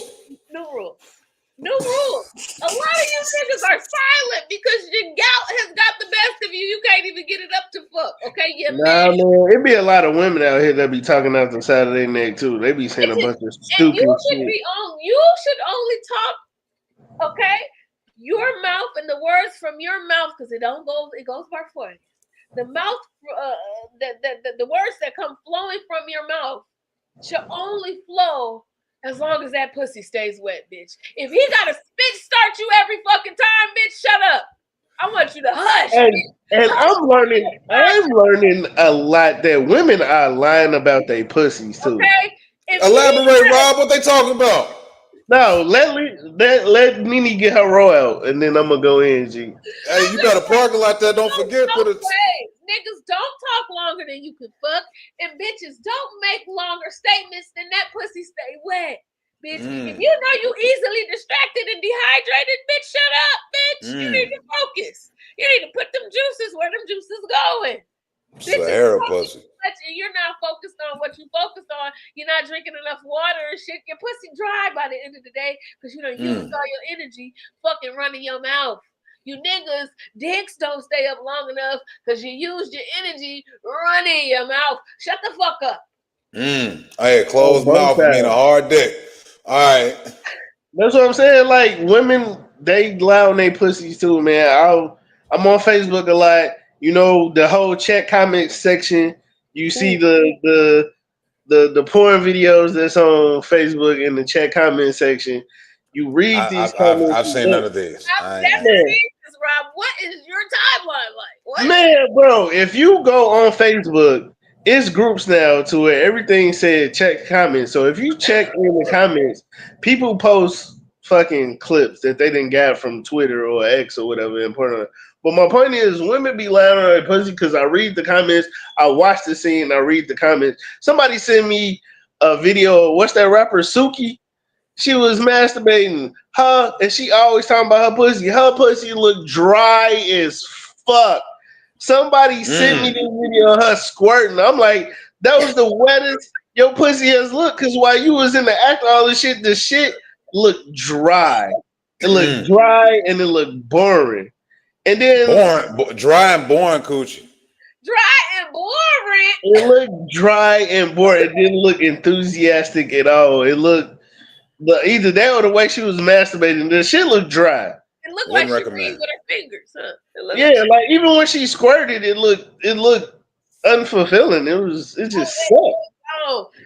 Motherfuckers be lying because we in a world of everybody want to be accepted by some shit, man. Like if you just because you do a lot of fucking, that don't mean you know how to fuck. Talk about it. Shut up. That's the shit that bothers me. Dickie Simpkins was in the NBA, and he couldn't. Man, bro, just because you do a lot of fucking, that don't mean you know how to fuck. And people are not correct in these situations. Like I tell people, like if I'm bad, nigga, tell me because I don't want to go around giving whack dick to the next person. Has anybody ever took you up on an offer, bro? You say what now? Has anybody been like, "Hey, it wasn't that good tonight"?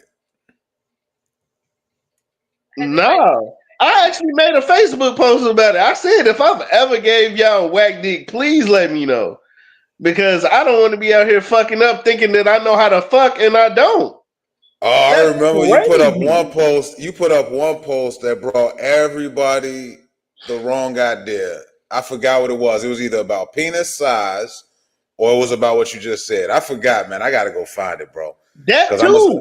Motherfuckers be like, oh, size matters, size don't matter. But like, I'm out here fingering hoes and making them squirt. So do size really matter, nigga? Get the fuck out of here. You making a bitch tinkle ain't really like you just made her pee pee. You hit her sprinkler button, bitch. But I'm saying though, if my fingers is going in your pussy and you squirting and you having an orgasm, squirting is pee. Squirting. Yeah.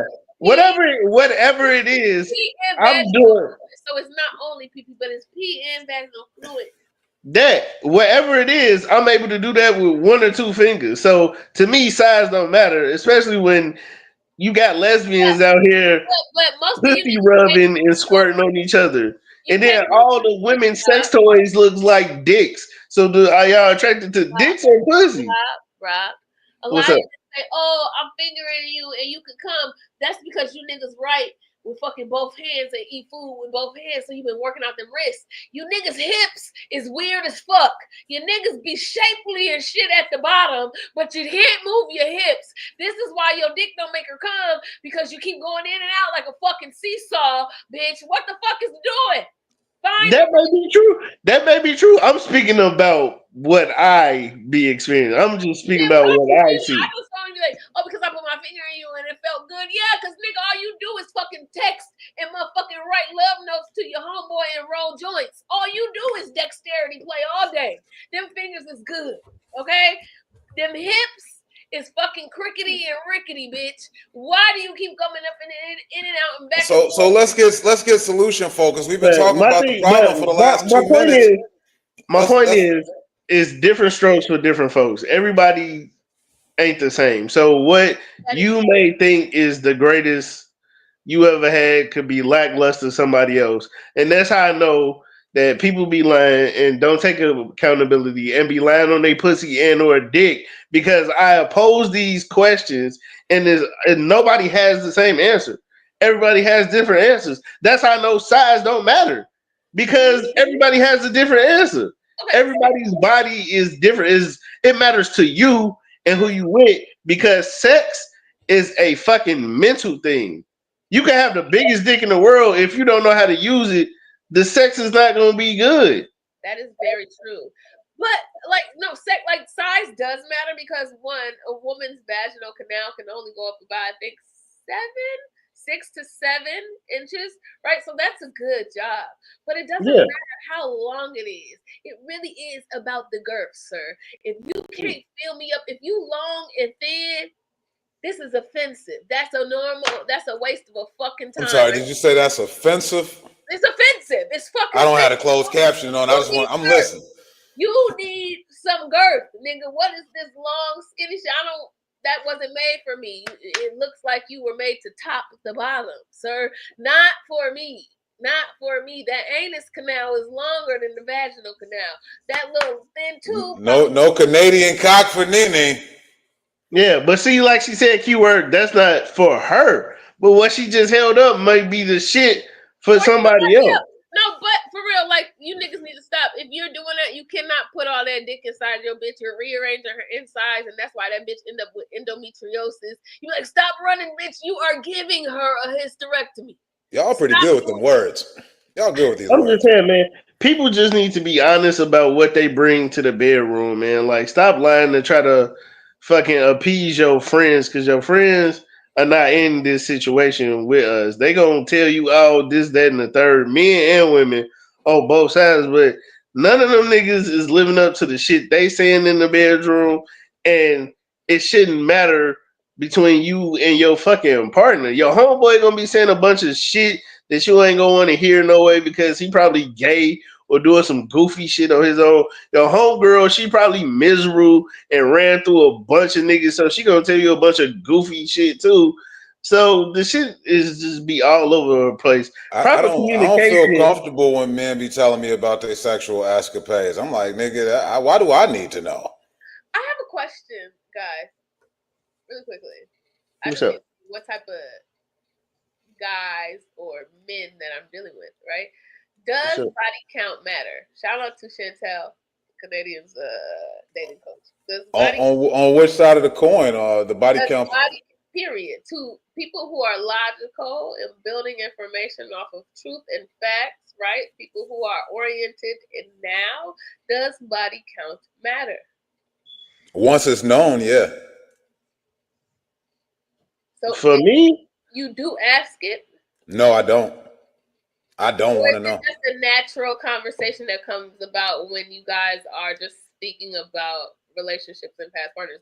Is this something that you ask? No, I'm not hiring coochie. You know, I don't need any references. I don't need. You don't need the blue book on that puss. I don't need the vagina facts. I don't need none of that shit. Because what it's gonna do is gonna turn me off once I start thinking about the other like sexual part. I try. Bobby, stop really quick. You said as a heterosexual woman-loving man, you're not asking her and thinking about the penises before her, right? You're not thinking about body count. You're not giving her rules to follow before she even knew you were existed. You're not thinking about the penises that she has pleasured. When you say body count matters, you're kind of trying to get me to talk about the dicks before you, sir. And if you want me to put in a good word with them, let me know. I let them go, sir. Yeah, man. You're very much thinking about all the dicks that I got to do before you, sir. And it sounds a little bit jealous, sir. Huh? If I can only do 3 dicks before you what? Explode with ego jealousy? Sir, it sounds like you need to go do a couple of dicks and get it out of your system. Why? Because dick is good all the time, and all the time, dick is good, sir. Let me ask you this real quick. Man, I've never asked that. Like, okay, so when I was married for 10 and a half years. We talked about it. Because my philosophy is. Who proposed it first, though? Like, was this a conversation you initiated? Nah, I don't. First of all, I don't give a fuck. Anybody you fuck before me is too many niggas anyway, so I don't care. I don't care. Before you got to me, you probably is two one nigga before me is too many niggas anyway. So I know we both got body counts. Why So do you say it's too many niggas? Because niggas who shame or men who shame women on body count, right? No, I'm not shaming. I'm not shaming. Not you. I said guys who shame women on body count always like, oh, she had too many dicks. Oh my gosh, she lost her value. So that means if she lost her value from sleeping with men subtract from your value, and therefore men are valueless or succubus. Therefore, you're telling me you think low of the male species, and anytime I interact with them, it takes away from me. That's fucking weird self-hate wrapped in emotional, intellectual stunting and fucking eternal adolescence. You fucking idiot. Okay? What the fuck are you thinking about previous penises for? This is why I say everybody looking for a top. Everybody looking for a daddy. We are in the daddy-less society that are grown now. Everybody's still looking for their daddy to come home. That could be true, but no, I've never, any girl that I dated or talked to or was in a serious relationship, I've never asked how many niggas they been with before me. That I don't give a fuck.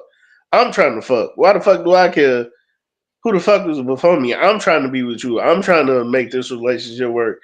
This shit don't matter now. If we bring it up and we talk about it mutually, then yeah, we could go down the list. Like I said, when I was with my wife, I didn't bring it up. I think it came off some shit she was having, a conversation she was having with like one of her friends. So we just sat down and talked about it. And then I like wrote down like all the women I had slept with up until her. And then we talked about the experiences and shit. And you talked about the experiences with each partner? Huh? You talked about the experience that you had with each partner? Yeah, because this is my wife. So this is something we were talking about. You should want to know if I think what matters more than the quantity is the quality of your sexual experience. Because a lot of people have bad quality experience, and it taints what intimacy is actually about. Intimacy is more than sex, right? A lot more than sex. And if you've had horrible after horrible after horrible experience, one, take accountability. You're the common denominator. Okay. Two, you need to do some healing, and you need to let your partner, once you're comfortable enough, know about that, because that can help you guys be more intimate and appropriate and compatible with each other. The quality of your experiences is far more important than the quantity of your experiences, because you are not who you did, right? Were those sensual acts? Were you happy with them after you stood up? Did you feel ashamed, or did you feel good about yourself? How does that help the present though? Like, I'm just trying to figure it out. This isn't a job. This is a relationship. But knowing the quality, right, of your partner, it can allow you to be more intimate with them in ways that suit them. If you know your partner was only with motherfuckers who cared about their nut, they only fucked her how they wanted, didn't even do any foreplay to get her started, started her coochie and gave her gingivitis for all the years they was with her. No, you probably say, okay, because I know that of your past, let me set some moves. Light a candle. But you leaving room for a lie, man. Like you allowing a person who's going to clearly be biased to themselves talking about their previous sex life. Why do you think people will be biased? Why don't you think your partner who you love, right? Why do you think your partner who you love is going to lie to you? One, that's the problem. About sex? Yeah. Why isn't your partner vulnerable enough to be honest with you about sex? I don't. If you feel like you have to lie to me about anything, fuck sex or anything, nigga, if you tell me the sky is green and it's blue today, you're gone. I don't want to give a person an opportunity to lie, and I also don't want to be disturbed by the truth. Okay. All right. You know, I mean, so don't ask those questions. If you so I don't ask. I don't ask questions I don't want to know the answer to. Fearful of information, and you are fearful of your interaction or your interpretation and your reaction to that information, then ignorance is bliss. Be blissful, nigga, and stop asking it. That's what I'm saying. Like whoever asking NiNi about her body count or whatever, you just casually dating. You got that nigga from a motherfucking. I go into you because you ask, you want to talk about dick like a bitch with me? I'm gonna tell you who had it and how to go get it, sis. But that's gonna be the end of me and you. Because a nigga who's in my present, who's worried about my past, you're trying to get the first spot in there. Here you go. I'm gonna give you first place in my past. Bye. We done. Yes, that's weird behavior shit. Man, we could talk about this all day. I gotta go. Yeah, man, but I never brought that up. A person's past is they past. If they choose to, give me that information or want to talk about it, that's on them. But that's not something I really care about. If I'm dating or talking to somebody, I'm not finna be like, oh, how many niggas you been with? That shit that's not concerning me because you're not getting to know that person. Like, I just don't want no concurrent dick in your life. Don't give me I don't want some shit going on concurrently. You want space in between. Well, you should wait. Look, they say 3 months after your last sexual activity, right, is the time where STDs and everything can show up. 3 months, right? Mm-hmm. You should have a breather of 3 months between sexual partners, at least. So that's where the lie comes from. That's where the 3 month lie comes from. Okay, I always wanted to know what a 3 month lie. At least you know you good. You know I know. So the clinic is telling these ladies to say 3 months. Yes, because ladies is the only one going to clinics. You irresponsible, nasty, cheesy lip, nasty pimento having dick niggas. Every woman that you dating, hey, how long is, because you do ask that question, how long has it been since you've been sexually active or some shit like that? Oh, it's been like 3 months. All the time. That's responsible. She has business casual pussy.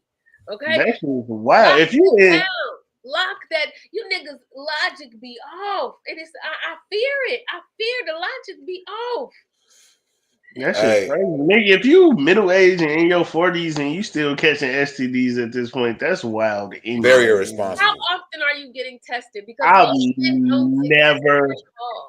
I have never had a STD a day in my life, nigga. I ain't never had chicken pox, nigga. I go to the VA and get checkups and shit. Yeah, nigga, you ain't never had chicken pox? I've never had chicken pox, nigga. My sister had chicken pox. You too young for this show, nigga. I thought you at least had chicken pox. Bro, my immune system is immaculate, bro. I've never had chicken pox. I'm just saying because those who don't get chicken pox as a child get shingles as adults. Yeah. Shingles is adults chicken pox, but it's a far worse in your immune system sometimes. So you just gonna scare this nigga, huh?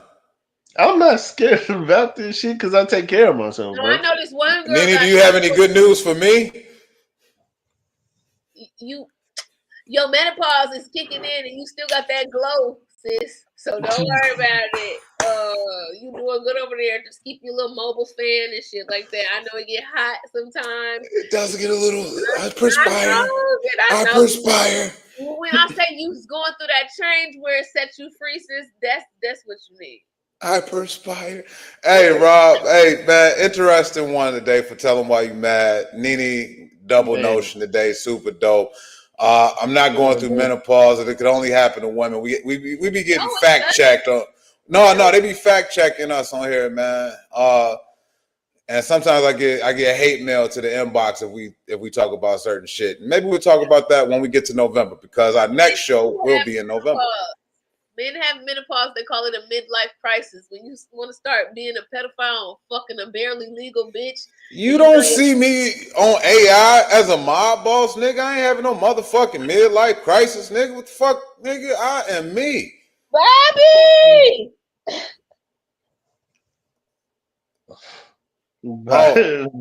It's crazy. I ain't even gonna get messy with the last couple minutes of this situation we got going on right here. I done got sleepy. I done got ignorant. But but you don't see me. I should have let you go to 2 minutes earlier when you said I gotta go. Let's go. Let's let the people go. Let's let the people go. Hey, make sure y'all tap in, tune in with NiNi and Rob this upcoming weekend. Again, I'm not booked this weekend, but they are Thursday, Friday night. Follow their Instagram. They're going to put it on their stories. Follow their Instagram anyway, because they some dope motherfuckers, man. It's been a fun show. Parlay Podcast. # on Sundays we parlay. We're going to have some merch coming in 2026 as well. So make sure y'all tap in with that. Rob, NiNi, I'm done talking. Nigga, make sure y'all get the motherfucking honey barbecue wings. Them shits is back. Very nostalgic for me because I was living with my grandmother and she didn't know how to cook. So she would give me $20 to go to River Oaks Mall to get me and her a 20-piece to share. So now that shit was back, I had a very nostalgic moment. And make sure River Oaks is a nostalgic moment. I said it at the beginning, baby. The way Rob cleaned that chicken bone, the way he cleaned that chicken bone. You see why he got 3 daughters, baby? You see why he got 3 daughters? The way he cleaned that chicken bone, nigga. Eat. Get you a eat. Eat coochie, eat tacos, smoke hella weed, drink water. That's what I do. Rob saving somebody's phone his favorite eater. NiNi, what?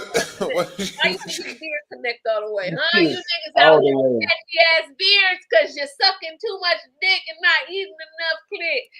You patchy beard, bitch. She telling the truth too, Rob. I chat GPT'd that shit the other day, man, and she telling the truth about the beard. Mine connect a little bit. I ain't as good as you, man. I got teach the class. Hey, I started eating pussy at 17, 18 years old, and this beard has grown since then. Keep up the great work, Rob. For sure. That's all I got. I'm done. Follow Rob, make the world laugh, man. On Instagram, man. He got some dope shit coming up. It's Halloween weekend, man. Make sure y'all got y'all motherfucking costumes on. Make sure y'all got y'all clocks turned back, because it's that time too. NiNi, what you got popping, man? You say, you about to be on Mr. On My Grinds podcast. How did that shit go real quick? That was on Tuesday. That went well. It was pre-recorded. It should come out Friday or Saturday. I think Friday. It was nice. It was a good conversation. That I got to meet that damn Dee. She is hilarious. Yeah, man, a lot of energy. Again, I'm at Comedy Bar this Thursday and at Riddles this Friday. Come and see me and have a great time. Pop out and see that TED Talk with theatrical tendencies. All right, man. It's been dope, man. Definitely every week, man. I love chopping it up with y'all, man. Make sure y'all stay locked in, man. We got some dope shit coming for 2026. This was the last show in October. November gonna be even doper, man. No Shave November. So make sure y'all tap in, stay tuning in. For Rob, for NiNi, I'm Bobby Wright, man. On Sundays we parlay. Peace and love.